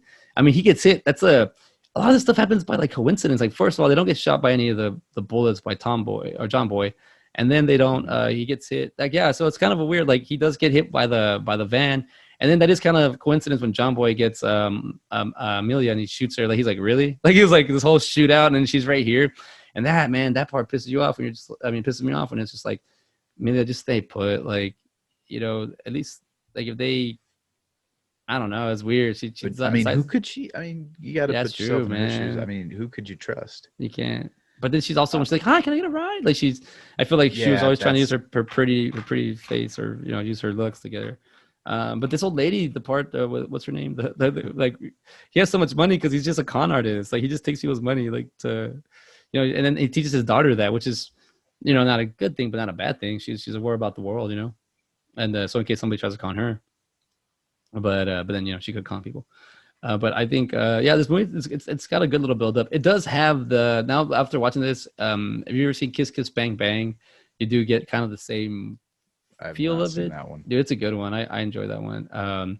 Val Kilmer plays Gay Perry, which is kind of the opposite in this. It's kind of like he plays the Russell Crowe character in that movie, and Robert Downey Jr. plays the Ryan Gosling in that. And it's kind of it's a silly stupid movie, but it's also like an LA movie. I guess he writes what he's around, with Shane Mhm. Black's around. But this man, this whole like they got the right villains, they got the tone, the mood, everything. The scenes are nice, the shots are good, the dialogue is And great. the only reason his name is Blueface is because he had to go looking in that bag. And there's no other name for him. I wonder I wonder what the script has him as at first, or he probably has a name, or we just you remember him as Blueface. But dude, Yeah, he really gets like I like this guy. Like he does a great like fucking goon yeah. freaking look, man, and he pulls it off because I really despise that character. Like just being like I don't know, being around people like that growing up, and then we get older, it's just like It was funny too. Like Russell Crowe's reaction to that is like, "No, you came and pissed me off. Like, you could have just done the job, beat me up, roughed me up a little bit, and like it'd have been all right. But then you fucked with my fish. that makes it personal. Yeah, It's I mean like he does. John Wick Oh of yeah, the old. dog. You know, John Wick with the fish. you killed my fish, Yeah, but that's an emotional guy, dude. Like, I wouldn't even want to work with someone like that. Like, people that just especially, lose their shit all the time. Like, imagine especially it's with a kind of gun, dude. yeah. Like, I wouldn't want to be around that guy like that. If I was a cop and I was working with somebody like that, like, you best believe I'd be recording their actions. Like, I don't think this guy should be a cop. But but even like working like a criminal or something like that, it's got to be a pain in the ass, oh man. yeah, And, oh and yeah. also you're also two like basically independent contractors, so it's not like even if you work with each other, it's not like the other guy can come in and be like, yo, chill out, it's like maybe it's like, whatever, maybe it's what we're supposed to do. See, but yeah, the whole setup, Russell Crowe really sets himself up for like to blind them and stuff and do all this, like get their attention, and he gets a Hmm. shotgun. Oh, and that other lady across the way gets shot. Yeah, they don't even talk, like there's a lot of casualties if you think about that. Like, they don't get hit, Hmm. but a lot of people get hit. A lot more people, like in the at the porno house where they're fighting upstairs. That tree guy gets shot, and like Yeah, he just happens to be he just looks at him like, like, it's not funny that he gets shot, but the way in the story you're living, you're like, what? Why did that guy get shot? Oh man, this dude. movie's Whenever they're at the bowling alley and he yells at the kids, I'm, I'm not. Oh yeah, it's like Jessica or Janet. God damn, Janet. damn Janet. I'm not there yet. We're slowly getting there. But me and the take, I'm gonna have to feel like that's gonna happen. But he's like, it's funny because he's around a bunch of little girls. He's like, damn it, like they have all this attitude and shit. They just talk. But it's So his daughter's birthday, right? So that's why yeah, it's yeah, okay. yeah. It's Holly's birthday. And Oh God, and she throws it. Jessica. Oh, and then you kind of okay. So Jessica, the friend that's on the phone mhm. when John Boy goes over, do you think? When she gets thrown out the window, do you feel like you're like, that little girl had it coming, or like it's like, Well, it's Janet that does it here at the beginning. It's two different yeah, girls. yeah. Well, Jessica's the one at the house. So, I mean, if I think from now on, if Mr. March tells her to go to her house, she will go to her house. But okay, yeah, good. Yeah, they just flung her Did out she the have it window. coming? Nah, nah. She's It still was too young to know what's going on, but she's going to be painfully aware of life after this. that's a But weird. that's another cool thing about his daughter is like she picks up on things because she has to pick up after her dad. You know, like No, that's what I'm she's saying. No, always just being around him. Like, just, if you're a detective, there's a high chance your kid, if even if your kid doesn't want to be a detective, they're gonna know. Probably, if your dad's like a preacher, you might not be. You could say, I'm not gonna be a preacher myself, but I know a lot about a book or something. But even like this, Ryan Gosling. I mean, even the way he portrays Mr. Or March as in the restroom scene, like that could have gone super slapstick, but it works out the decisions he decides to do with the pants and the door, the way he plays with it as an actor, where he tries to go with it is really. I'm like, oh, dude, he knows what he's doing by this point. At this point, he's got acting down, and he's just giving you a little fun with it. But he's not super like whoa, he's not like, he's hey. that lovable idiot. Like At this point, he yeah, he does. So, what do you think is Russell Crowe's like characters? Like, if Ryan Gosling's a lovable idiot in this one, how would you describe Russell Crowe's character? um hmm old man looking for redemption. Yeah, the redemption I story. mean that's I mean with his daughter like I'll never talk to you again and then he's like it saved your life today. Like what the hell does he care if that kid ever talks to him again?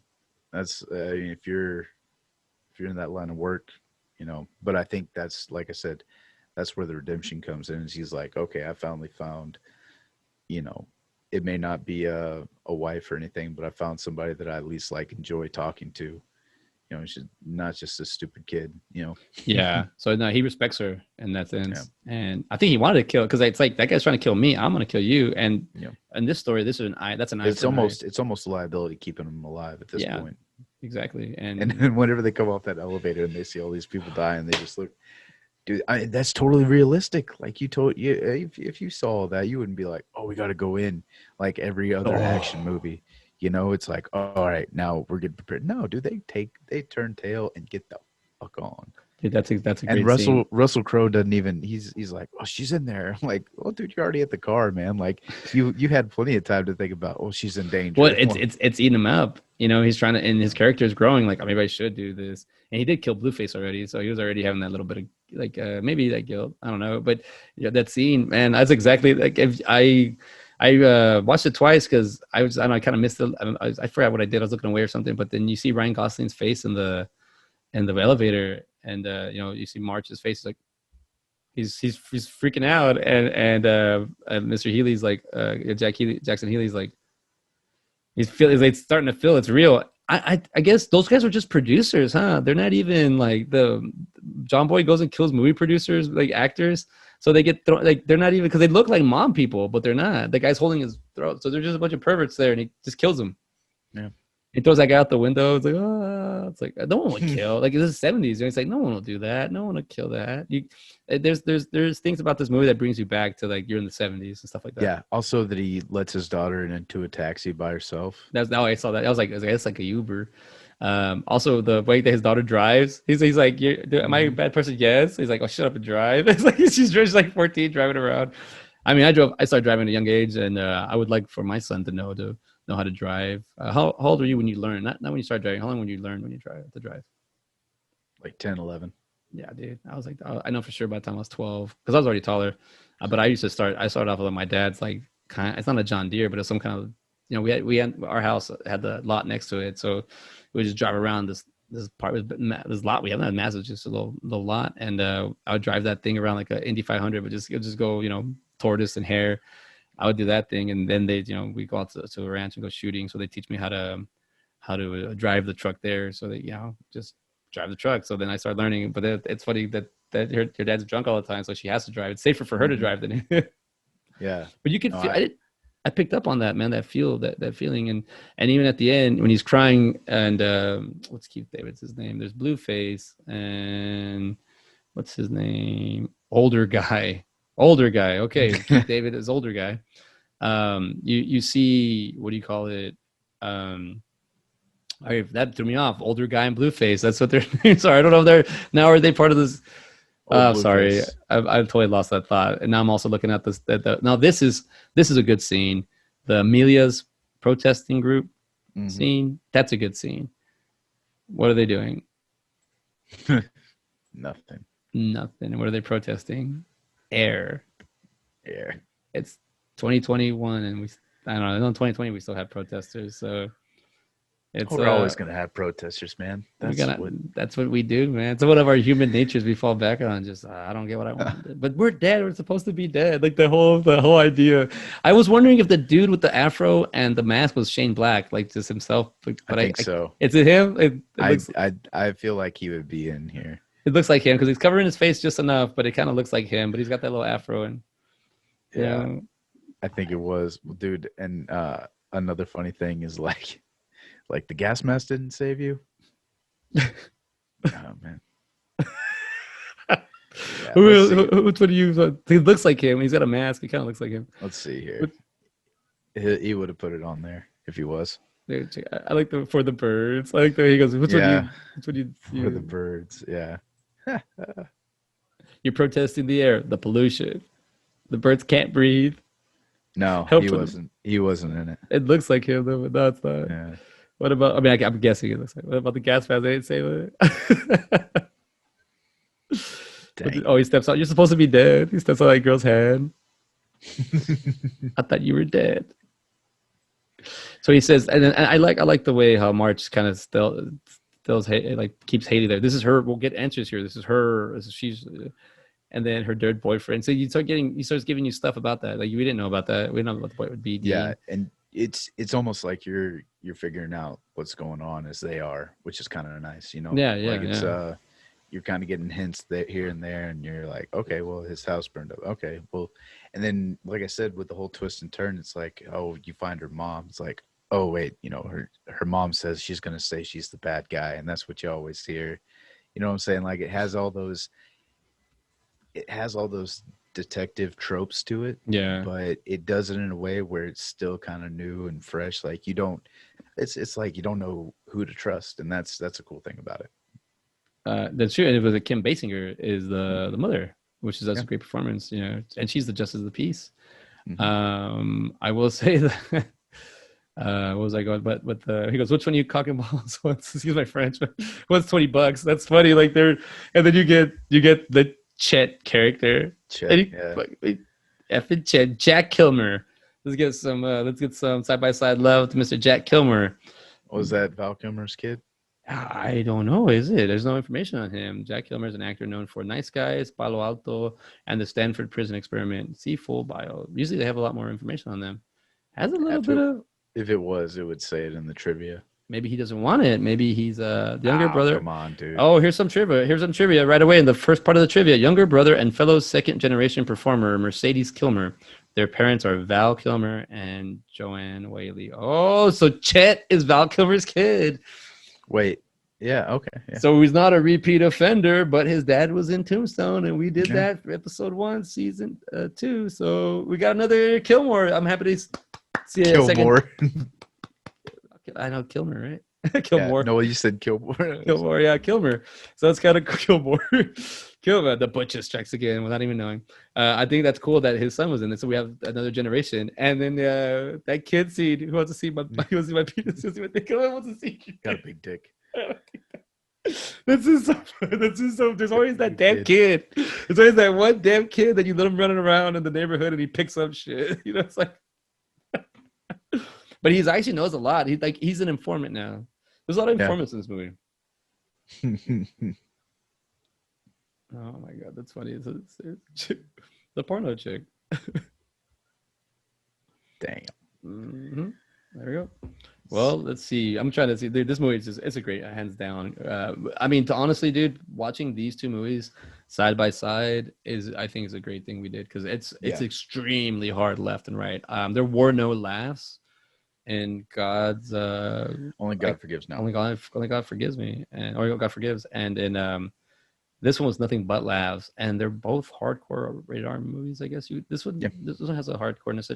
The porno element to it, I was like, all right, smart. I get what they're doing. I get what he's doing here. That's how you would get the information out, because that's the only way they could go it. Like that's so crazy. It's kind of like you're getting adulted at the older age, you know, and then like they're trying to get you. So who's the other girl? Because you even get the actress that plays the Tally. Was her name? The Tally character? Yeah, that whole their scenes together were hilarious, dude. Or he's just like, even whenever she has a gun on, well, we don't need to judge her. Like she may be a good person on this. Like, yeah, he's still trying. Dude, he's just like dead set. Yeah. Yaya Da Costa, 1982 from Harlem, New York. Yeah, she was in Lee Daniels, The Butler, The Kids Are All Right, In Time, and Take the Lead. So this is not even one of her top 4 movies. But she In Time, that was a good one. Justin Timberlake. The verdict's still out with me on his acting. You're right. I have to go rewatch that one. I don't remember it. Whether he's I wouldn't say like he's the best actor in the world. What I'm saying is entertaining. He doesn't have to be a good actor. Is it entertaining? Is that, you know, like I can't think of a role right now where it pops off my head where I'm like, oh, Justin Timberlake, he did a good role. I don't really.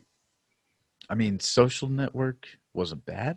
But also, what's his name? Parker, the guy he played. That he was like, that was a horrible performance of him because they're saying that. Yeah, of course he's gonna say that. It probably makes him seem like a dick. The people that, like, you know, not just him, but other things I researched on that. I was like, all right, fine. Just an arm. Trolls. He's great in Trolls. I have not seen Trolls. Okay, well, I'll watch In Time and Trolls. Actually, you haven't seen In Time? I've seen In Time. I gotta rewatch it. I haven't seen it in a minute. Oh, okay. What else? I haven't seen it, but Alpha Dog. He's in that. He's actually not too bad in Alpha Dog. You're right, but he's always a very limited role. Just Friends. No, not Just Friends. He's in one of those. Friends with Benefits or something like that. Yeah, he's in one of those. I haven't seen it. Me neither. Those rom-coms, dude. Isn't that weird? Like, you have rom-coms that are and you, it's not just that, but you'll have movies that have the same premise come out at the same time, and it's just like, which one's going to be better? It's like it's like they took the same script and they gave it to 2 different studios and said, all right, who's going to win? You know, it's almost like a bet or something. It's like a double. No, you're right. It's like you take one script and you saw it twice, Yeah. So you're getting both ends. It's like, look, this isn't called. This is a script. Well, We and can call this you know how Avengers or people, Justice League. So there you yeah. go. You know. Well, you know how people say that they'll take their scripts to different studios and stuff like, oh no, we don't like that idea. What if they just take the idea and then make put their own I spin on think it? I think a lot of people have a lot of fear about that. That's a good question, man. That's a good Because I little mean, thing. you've seen it I've kind of seen. fade out recently. I haven't seen it. Well, and of course the movies haven't been open, so it's kind of I'll say this: for people that are scared to like get their ideas out or stories out, I think nowadays it's okay to just throw it out there because you can inspire someone and they can help them make something better. But for someone to blatantly steal or plagiarize, like I don't illegally watch movies. I pay for all the movies I watch or rent them or whatever. Like, I'll do Redbox. I'll rent it on Amazon or I don't or iTunes. I'm big. I don't pirate because I eventually would like to sell my material and I would hate for someone to pirate my stuff. But if that's the name of the game, that's the name of the game. But as in that being said, like, oh, that's a good question, man. Like, I don't. I'm actually watching the movie now. Sorry. Would we? I'm lost. Sorry, dude. Take it from here. I have a brain fart. so. Gotta say, we'll just get back to the movie. His daughter, I think her name is Angry Rice. Yeah. Whenever I saw her, I was like, where have I seen her before? And I looked it up, and it was Spider Man. She was in Spider Man Homecoming and Far From Home. She's Betty Brant. Okay. So she is the Elizabeth Banks character from Sam Raimi's Spider Man. Oh, So okay. that's Betty Brant in there, Yeah. and then in this, she's in high school, and she also dates the best friend and all that other stuff. But yeah, dude, and this is obviously before she was in Spider Man. This was 2013, I think. Spider Man Homecoming was 2016 or something along those lines. Um, but yeah, man, this she's a great actress, and it was I was looking at it. She looked like she was from Australia as well. Well, Oh, I okay. thought she was an American actress, but yeah, she does a great job in this movie too. She kind of pisses you off a little bit just because she's always there. Like she's almost you know she's too young, and she knows she's too young to be all doing all this stuff. But look what she's Um, around though. Look at that saves her. All that stuff she can. It is kind of hard for a child to be just watching. say and stuff. And yeah. Real quick, I didn't have a brain for it. I wanted to watch what I was going to say about my ideas real quick because I don't want people to think I'm going to steal anybody's idea. So with ideas, going back to it, I just wanted to think a little bit before open my mouth. Just get your idea out is the number one thing. I found out that it's so hard to plagiarize or someone takes something of yours. It's because, I mean, also like anything that you write or think of, it's hard for somebody to replicate. So it's hard for somebody to like make your film. They can make a story of your or make a film of your story, but they can't make your film. It's up to you to make it. But as I've gotten older and I've gotten screwed over myself and seeing how it goes, I'm just kind of like whatever. Just if the quicker I get the idea out, the quicker I get it made, the quicker it gets done. Just go and do it. It's up to me. And somebody takes it. Somebody takes it. I don't think anybody's been able to take any of my ideas and make money off them, so I'm okay with that. But yeah, sorry. I just wanted to say something, but I didn't want to. I wanted to watch what I was going to say. Just get your idea out. But yes, she does. She does a great job as Holly March. I'll say that it does kind of feel kind of awkward that it's like Russell Crowe's. I mean, when Haley finds her, he doesn't know what to do. He's not her dad, and he barely knows her, and he's like, so he's starting to get to know her a little bit better. He's starting to be around like a family, just a family too, and it's starting to show him like he's like, oh, well, is this good or bad? He doesn't know. He's like, oh, but she's like, the girl's like, I'm in the movie, but he does smash that guy's face in, and it's kind of like you kind of get some kind of relief that there's just this like I don't know, dude watching a porno with an actress and a child there. Yeah, well, no, she's 14, so she's a kid, but well, she's still a kid, but yeah, I don't like it, dude. she gets. I mean, I don't. I would be pissed too. Well, But and you just naturally assume that he's the one that put it on. You know. oh yeah, you do that. Oh no, I don't like that shit either. I'm happy. That's what I'm saying. I'm happy. He busted that guy's face in. What I'm trying to say is like, if I see my son start podcasting, I'm not gonna be surprised. Or start like talking to himself, like talking to the TV, back to the TV. Like if he sees me doing this, I'm gonna be oh, because it rubs off. So I can see her having those abilities from her father, and learning. But also, like you mentioned, she's got to take care of him, so she's learning all this. And I mean, she knows how to will and deal. That's one thing I got. It's like that's what he makes fun of. They say like he actually cracks the case. March does. Holland he goes, oh, like I'm not a good private eye, but he actually solves it. But the whole time you're just kind of seeing the way he does the business of it. Like he just we got to wait these kind of days. We got to get more money out of him. I'm gonna hit him up again. And $5,000 back then, it's got to be a lot of money, a lot of chunk of change, especially just to be able to get it right away. And he goes, yeah, and I took some money out because we had to pay for that guy's car. You don't think he didn't pay for that guy's car? He just like he just took the money, dude. But I think they're all the performances work well. The kid on the bike is Lance Valentine Butler. He's a nice guy. He's Radio Flash. They grow up. American Housewife. Like that scene is funny. He looks like Alex Winter. He does. He does look like was it Bill from Bill and Ted? Yeah. Yeah. He does look like Alex Winter. Yeah. If he had the last name Winter, I would have been like, what? Let's see. Let's give a little shout out to Janet, Maddie Compton. And she played Janet, and all she has is 2 movies, Nice Guys and Made Christmas. She played Millie in that one. So that's the first time I've seen a IMDb page is only like 2, so they're horizontal instead of vertical. I mean, vertical instead of horizontal. And then who is Jessica? She's got a higher. She's been in what is it? Meet or Little Fockers. Little Fockers. Is she a Little Focker? Yeah, Samantha Focker. Mm-hmm. Samantha Focker. Most violent. She was in 4 movies. That's cool. She's been probably more. 21 credits. Wow, she's hustling. You go, girl. Daisy Tahan. She is. She's got a lot of movies doing stuff. But yeah, I mean, let's see where we're at. I'm getting a bunch of phone calls still. So let's see. We're already hitting at what, hour 40 around there. Oh, we got to be close. Yeah. Yeah, we're getting closer. You want to wrap this up and start getting to reviews? Yeah, let's get some reviews. What do you think about Matt Bomer's portrayal as a villain? I didn't like his hairpiece. That's the only complaint I have. You like the freaky hair? Like the hair. The hair. No. But don't you think that means deranged? Like he's kind of crazy. I don't care what it means. I don't like it. I don't like it. I don't want it. Oh, that part in Only God Forgives where Crystal, the mother, she's like, let me talk to the manager. Like, it's like, you're in Thailand, like, you're in America. Yeah. Like it gets you like that. So I guess that feeling for me is the same for you for that hair. I thought he played an okay villain. I thought he did a good job. That my only critique was the hair. Yeah, no, I thought he did good. He did have that deranged, and you knew exactly who it was whenever he walked in the door. He doesn't have that mole, right? That's the character has that mole, right? He doesn't really have a mole on his face. No, I don't see a mole because they have that mole on the side of his face. It's kind of pronounced, and he's also in time. I'm going through here and I see a picture of him and Justin Timberlake.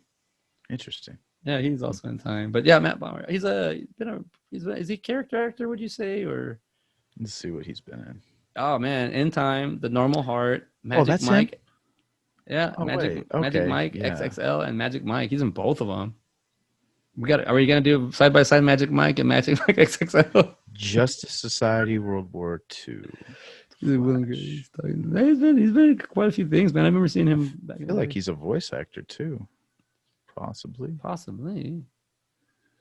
Oh, White Collar. That's what he was in. That's where I know him. The commercials, the ads for that, and then Burnt Notice. Remember that? They were all at the same time. Mm-hmm. I like Burnt. That was a Bruce Campbell. Well, he wasn't the main guy, but he was in it. I like the Burnt Notice. Pretty cool. But yeah, let's do. What's up? I'm just looking and seeing what he was in. Yeah, he's got quite a few credits. Okay. Side by side with Magic Mike. I have not seen those, and I'm not looking forward to it. I've seen Magic Mike. It's not bad. It's actually really good. You've seen it? Mm-hmm. I haven't seen it. I don't know. I don't mean, maybe I'll watch it. No, it's not just a bunch. It's not like there's a story there. Yeah, there's a story, man. Of course, there's a fucking story. I haven't seen the second one. I will admit to that, but the first one it's really good. Yeah, I really do like. I like that. Here they are. Here they have it right here. Most like because I have it on the Nice Guys, and it has Drive, Then it has The Place Beyond the Pines. It has the Nice Guys Word of the Day. I guess they have a Twitter thing. And then Kiss Kiss Bang Bang, Crazy Stupid Love, and The Big Short. Man, yeah, Gosling does have some pretty good titles. I'm starting to really understand like if you had to watch a movie, the movie on opening weekend, which one would you pick, kind of thing. If there's two Yeah, movies that I really wanted to watch, I'd watch them not back to back, but I'd probably do like a Friday, Sunday, or Thursday, Sunday thing. But if I had to pick, I mean, his top bills are La La Land, Blue Valentine, Drive, and Lars and the Real Girl. I mean, not even the Notebook's up here. I And this don't dude's even been, think I've seen any of those. no, Oh, I haven't. actually, I've seen La La Land. I He's take not La that La back. Land. Yeah, he's been acting for a while, man. Yeah. Oh He, yeah, he he's dude. definitely separated himself from Ben Foster. I remember I used to get him confused. Young Hercules. Hmm. Yeah. I used to get him confused with Ben Foster. Now it's like, no, that's Ryan Oh, Gosling, dude. yeah. Ben Foster was in the New True Grit. Dude, but yeah, He played Robert Duvall's character in the original. I can't remember. Anyway, um, no, Dustin Dennis Hopper's. I can't remember. oh yeah, because But I yeah. haven't seen it, but the Blue Valentine they remade it. It's right. Yeah. But anyway, So let's go what? to what the Let's people are saying on the about let's these movies. tell Because me about IMDb. What do I, they I got for I these was gonna movies? say that because even when IMDb says France, and then when I go into the Wikipedia and it says France, I think they showed those gore scenes for the French. You know what I mean? Like I think those Oh, the scenes that French do were like. I mean, look they at the like to see guillotine. they like to see things, right? They like to see Yeah. like the amputations. They like to see the beheadings, the deca- They like. I Well, think it's also that director's probably French. yeah. I don't know how to REF. I don't know how to say his name, but Copenhagen, Denmark. So not really. well, he's in the in the Europe, Yeah. I believe. Damn it, I'm such an American. So okay, IMDb out of 107,656 votes, we have a 5.7 out of 10 for Only God Forgives. A 5.7. It's a little low. It's a little A little low low. there. I thought it'd be a You're 7.5. gonna get irritated once we get to the Rotten Oh Tomatoes. God, I just clicked it. Go ahead. All right, so Rotten Tomatoes for Only God Forgives. We have a critics consensus. Director Refin, I don't know how to say that. Refin remains as visually stylish as ever, but Only God Forgives fails to add enough narrative smarts or relatable characters to Oh ground my. its beautifully filmed depravity. Why would anybody want to relate to any of these fucking characters? Uh, so The what I will say fuck is like I can is relate to the scenario, but you're exactly the characters are really hard to relate to. But dude, the so narration you're supposed to to pick. It's a movie. Watch. It's also visual and audio and yeah, everything you yeah, you're put together. supposed to figure it out. It's not supposed to just you're not supposed to just be like, all right, here's the plot. Okay, this is how we're moving along. You know, oh, okay, this is what's going on here. You're not supposed to. There's some movies, like okay, The Nice Guys. Yeah, that one it carries it along. It kind of holds your hand, but not every movie needs to hold your damn hand and tell you this is what's going on. A Scanner Darkly. Look at that movie. That movie was everywhere. You didn't know Yeah, what the hell was going yeah. on, You got to watch it a few but it's times. it's a it's a damn good movie. You You can't. You know. can't. Like I'm saying, you can't watch a movie once and say that's how it is. Maybe there's not. Maybe there's a movie out there you'd be like, I only need to watch it once because, I mean, I try to own all the movies physically, DVDs, Blu-rays of the movies we watch. Now that I own that one, I'm like, I will crack that one open for artistic value, Mhm. story and all that. It's a little too hard for me, but I think that it's a. Did you say this, the percentages on the? No. So the tomato meter is going to be 42%, and the audience score, and that's out of 166 reviews. Audience score is going to be 37%, which is kind of odd. I figured it would have gotten a higher audience score, but I can imagine, like you said, if the audience isn't really enjoying the gore or Yeah, the molestation undertone, then yeah, you could definitely see where this movie would go I left. But I mean, honestly, I think but it's like you said, it's a western, man. It has that feel. It's like you have the sheriff in town, and he's coming through, and he's that's taking cool. names and stringing people up, but it's not a western. It's this is their version of justice, Yeah, dude. Yeah, you're and and you get that glimpse into this other society and this other seedy underbelly of another country where we're so used to seeing, if anything there's negative, like we're seeing it here in us. We don't see it across the world. We see that's the crazy thing about us too, is like, at least from kind of the things that I've picked up on, is we see all the nice parts of the world. We see all, oh, we look at the things that we want to look at. But we can turn our eyes to everything else. We can, like, oh, okay, yeah, there's actually 14-year-old girls getting getting thrown around in Thailand. Oh, okay, cool. We'll look at these beautiful beaches over here. You know, what was it? I was talking to somebody about, like, it was funny. They were talking about like going down to Mexico, and they went to a strip club, and they were like, yeah, I'm pretty sure the cartel guys run this strip club and everything. And they had girls, all sorts of girls. And I was just thinking to myself, like, I wonder how many of those girls actually want to be there. you know that's the real question. But who's gonna go I and ask mean, those? I don't even want to like talk about where That's what I'm saying, dude. strip club, Like, like, because like it's it's like, because it's like survival, man.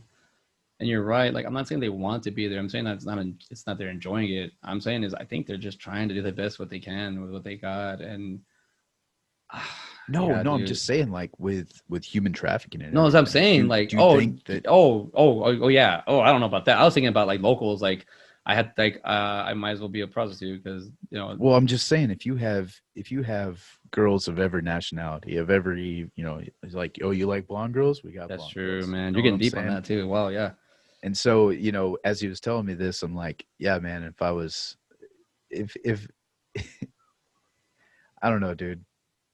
It's just like the older you get, the more you kind of you see the shadiness, and the things that you would have looked at with a shiny lens early in your life are slowly becoming a little bit darker and darker as you get older, because Yeah. you face more realities. And then like, man, alive, like, hell, 10 years ago, that thought what probably wouldn't even pop to my head and be like, oh yeah, man, cool, you got a platter of girls there. And now I'm thinking, like, damn, I mean, how are all those girls getting there you know Yeah, I mean, it's like, and you're right, but saying like you're white, you get wiser. I've also been to the point where it's like, it's hard. Like, even when I go back and tell stories or talk to people about stories I grew up in, like, it's like it's hard for me to tell some people because some people, like, they don't believe it. I'm like, nah, dude, this is it. What really happens?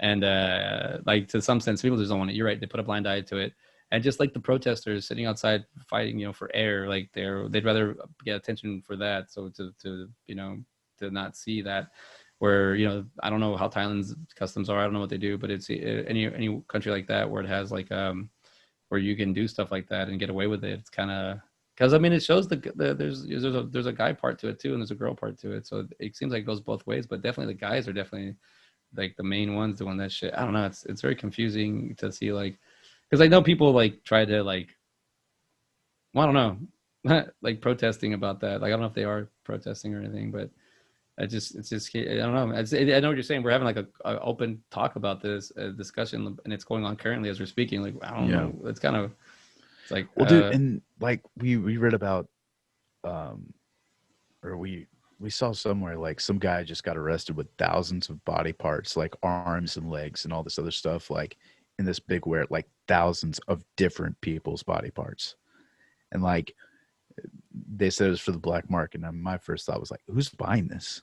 Like, why do you need an arm? Why do you need a leg? Like, there's, how, if these are all different people, I mean, that's 1,000 people right there. yeah, dude. I mean, if you really want to go into it, read the Reddit stories or get on. I mean, Craigslist just do it. Craigslist is very parental guidance on Craigslist a lot. But like, I got into animated horror stories on YouTube, and they're just people that take stories off Reddit and animate the story. And a Hmm. lot of those stories, like, they're like, I think I've seen all of them in 2020. I saw a lot of those, and it really started making me think about things like, oh shit, I got a kid, I got to be careful. But it's to some extent, I do have to have an awareness, but I'm not gonna like put a blind eye to anything. But I'm gonna also get on that. I want my kid to live, do stuff. Yeah. So, but a lot of stuff, it's like when you hear the stories about like, this, like, it's like the story I turned it into was like a witch that has a pretty daughter that she uses to lure kids from the park into her van, and then she kills them. It's like, that's a real story. A person did that. And but I say the witch because I just, it's just easy for me like to imagine a witch as this castle, like, and the way that she did to her daughter, she got her daughter addicted to drugs, and so her daughter was just kind of going like through emotions and just getting these kids to like go back to her with the van, and then she would kill him. The mom would kill him, and it's like a crazy like story to think of. Like there's people like that do that. I mean, you're right. There's a, I've been listening to what's his name, Mr. Ballin, on YouTube, and he talks about these stories. And he talks about forests. I didn't realize how forests are so crazy. Like there's no reception. People go missing in forests all the time, and sometimes they do these hunts for like massive like not hunts but these massive searches for people, and they go missing and they never find them, or they find them like 8 to 20 miles like far away. Like it's weird. I didn't realize how like I don't do outdoor stuff, and I don't choose to do that. My son wants to go and do that when we get older, or I'm gonna show him the I don't choose to go outdoors. no no That's no all right. Just the way you said it, kind of. No, side by side, stay inside. Don't go outside because side by side. Making a song out of it. No, because like stay inside. No, I just think like right now, it's just also like the virus and everything, or the what's going on. Just it's I don't know. Just take care of yourself. But there's a lot of yeah, you're right. A lot of people, a lot of distractions of that. But with a 42 tomato meter, the critics, I think they would like to make this a little bit higher in my mind.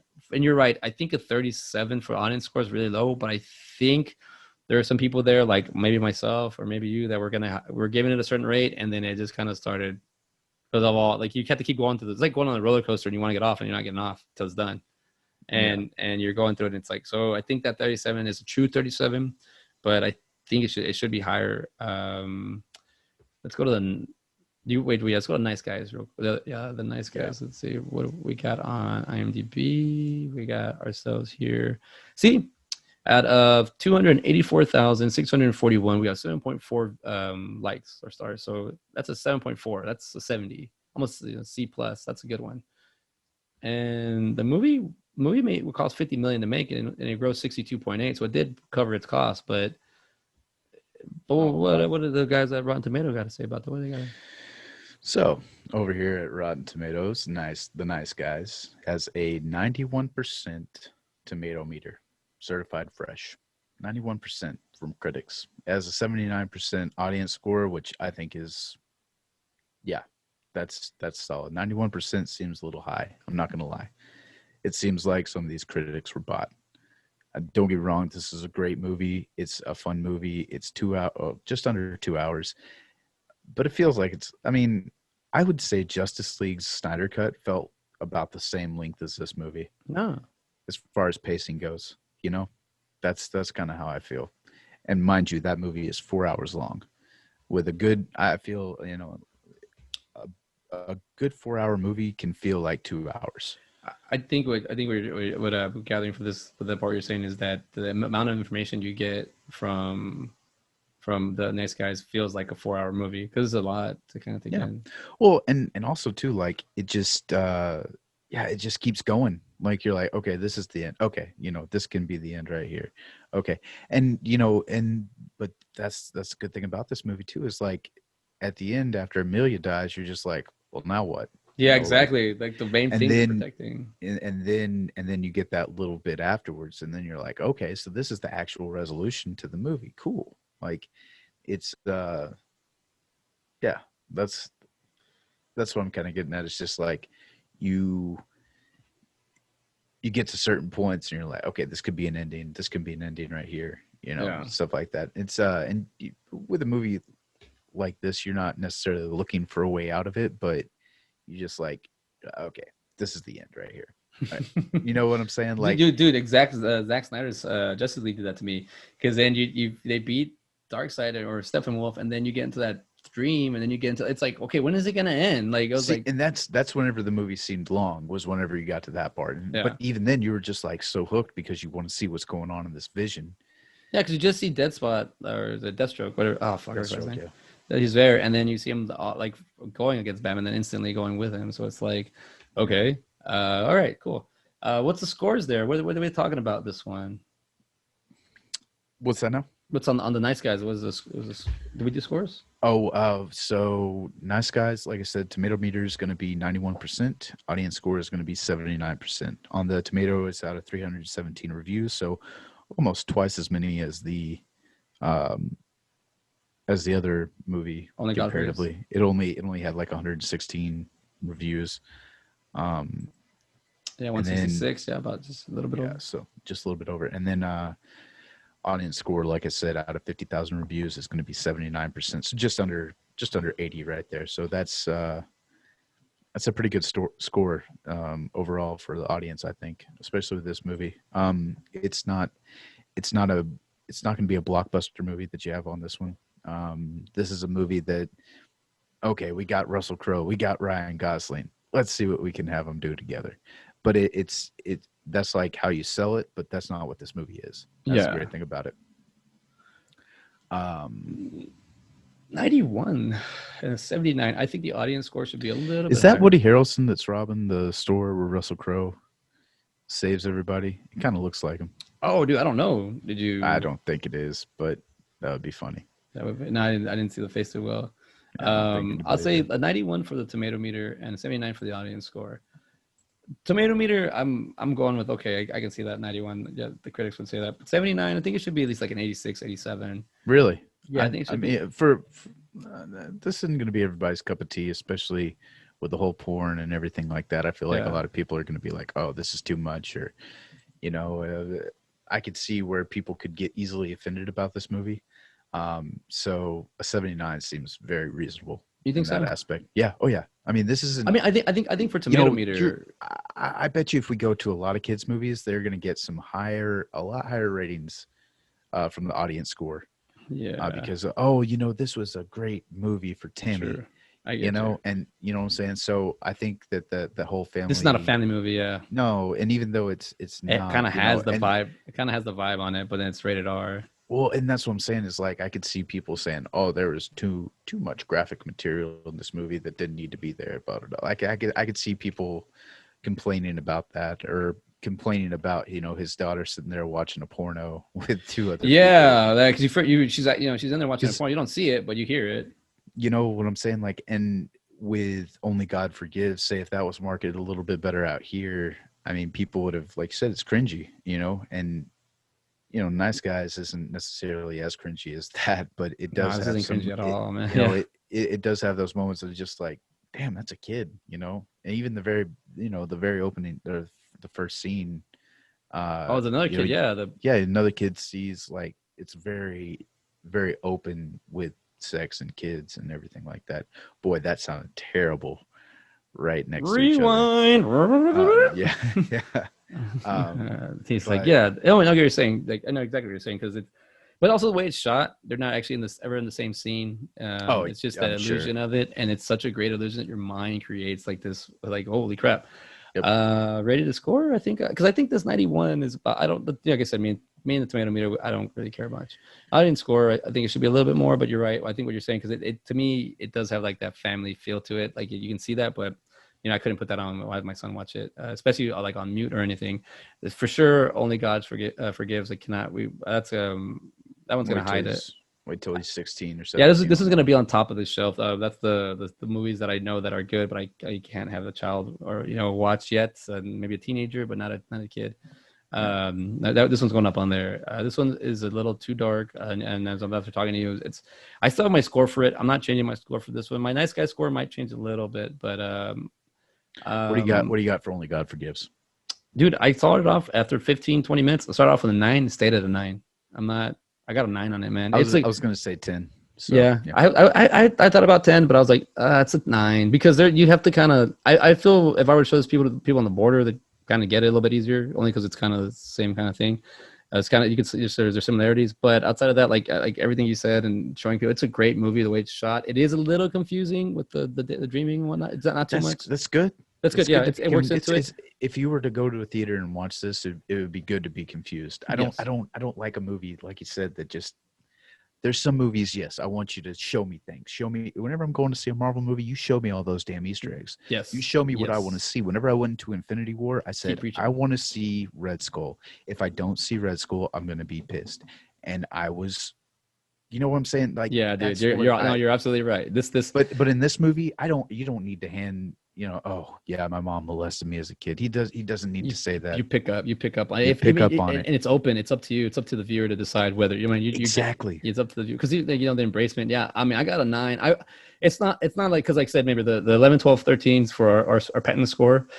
We like to do the third. Those are our favorite movies. So watch or something that's enjoyable to watch. And this one was I cringed, man. I cringed, dude. And I don't. I think that's what locked it in as a 9. I was like, it's nothing less than a 9. It cannot. I can probably put it at a 10, but it's hard. It was hard for me to swallow this one. Like I said, you had to let it get in your head. And when you finally do let it get in your head, you're just like, what the hell? Like this is a crazy like. You can do that with Nice Guys, and you don't get the same feeling at all. So you give this a Mhm. 10?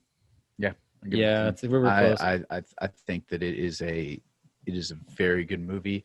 Would I recommend this movie to everybody? No, but if it's somebody like if I were to say CJ, you need to watch Only God Forgives. Like you would be somebody who I'd recommend this movie to, mainly Yeah. because it's good. There's good shots. Well, It's a very you have to sit down and watch it. If you aren't paying attention, you're gonna miss something.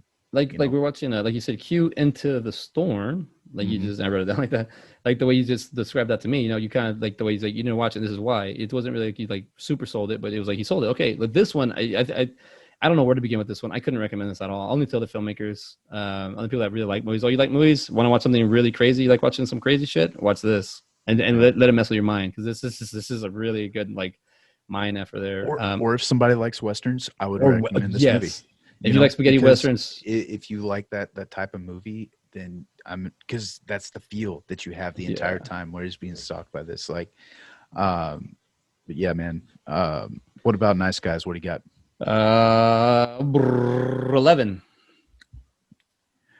I was thinking about. I'm gonna be at a 10. I'm 10. giving both these movies a 10. I was thinking about 11. And don't get me wrong, I enjoyed this. I laughed. I really did, but it's um it's got a lot of story. I feel like there's some people that I wouldn't recommend this movie to necessarily just because not that it goes a little long, but it does run a little long. You Like have I to stay don't I with don't it. think I don't think you could have told this movie any faster. And it has a good pace to it. It really does, but uh I don't know. I just feel like some people would have a hard time staying attached to this movie for 2 hours. Ryan Gosling has a fantastic, performance in this, as does Yeah. Russell Crowe. I mean, they both. Actually, everybody in this movie is pretty Bounce. great. Did you ever watch Matchstick Man with Sam Rockwell and Nick Cage? It's been a long time. That's a good one. We should probably. It would be like it's like the Nice Guys. That one has more of the con feeling than the violence this one has. Hmm. Um, the let's see, Matchstick Man. I remember I liked that movie. Yeah, 2003. So this one is a phobic con artist and his protege are on the verge of pulling off a lucrative swindle when the former's teenage daughter arrives unexpectedly. So this kind of has like that vibe to it. The one thing I do like about this movie is it's a good comedy, funny. It's funny. The I just realized the title is called The Nice Guys, and these guys they're con men, and they're the nicest guys because people are worse than they are. So it's a kind of like a play on the title. So it's kind of funny. I like that it's throwback. I love that they were able to capture the 70s. I love that they were able to capture everything in this movie, that the timing, the pacing, the acting, Ryan Gosling, Russell Crowe's chemistry, the daughter too. What was her name again? Angry Rice. I Angry think Rice. that's what we're gonna go with. Yeah, she does a great job. She's not a like a know-it-all. She's not a she's strong. She makes decisions. When you play her off the other girls her age, she's not like them. She's different. But yeah, I definitely think this is an 11 for me. I can watch this. I couldn't watch it with my son, but I would, to a certain age. But I think it's enjoyable. I think I can pick up more on it. I think watching it just made me feel like it was I think a lot was into it because it's a 70s movie, man. I gotta give Yeah. him credit for that, dude.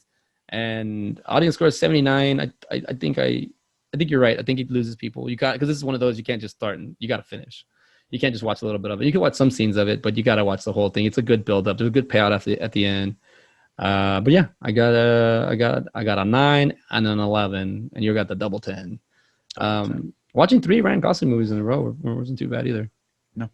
Not not bad. But I was gonna suggest because we're moving forward, and I mean there is Russell Crowe, and Hmm. then that's all we could go with. We can if we want to kind of go from here to there. I was also seeing what was I looking at that just popped out? Oh, the Nice Guys. It did win some awards. It won which I wanted. Okay, here we go. It's called the Golden Schmo Awards in 2016.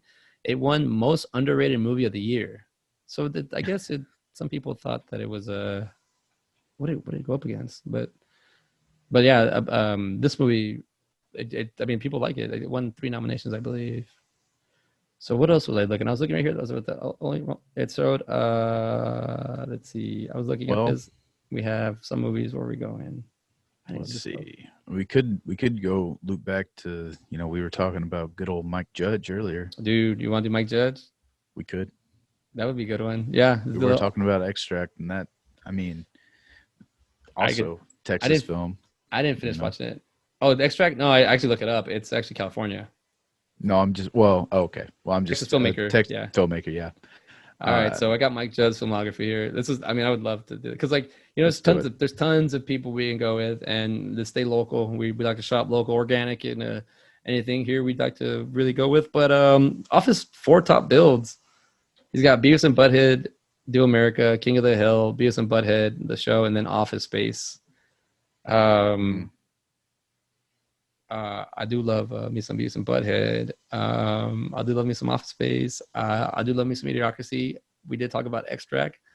I'm fine. I'm cool with doing Extract. I didn't finish watching it. You know, I got like a good. I mean, I've seen it. Have you But, seen it before? Oh, yeah, I've okay. seen it before. But though I love that movie. I mean, I only saw like the first 20 minutes of it. And I paused and I was like, nah, let me save this. What would you want to do if you were to do Mike Judge? What would you want to? Office Space is an obvious answer. Mm-hmm. I would want to do Idiocracy. I Idiocracy. think, yeah, I think that. I'm gonna see. There it is. I like checking our view options on a couple of these. See what we can do. Um, I own I it. don't think So I've ever seen Beavis and Butthead do America. you've never seen? Oh, dude. I've not. I've probably seen snippets of it, but I haven't stuck through the whole story. Let's see here.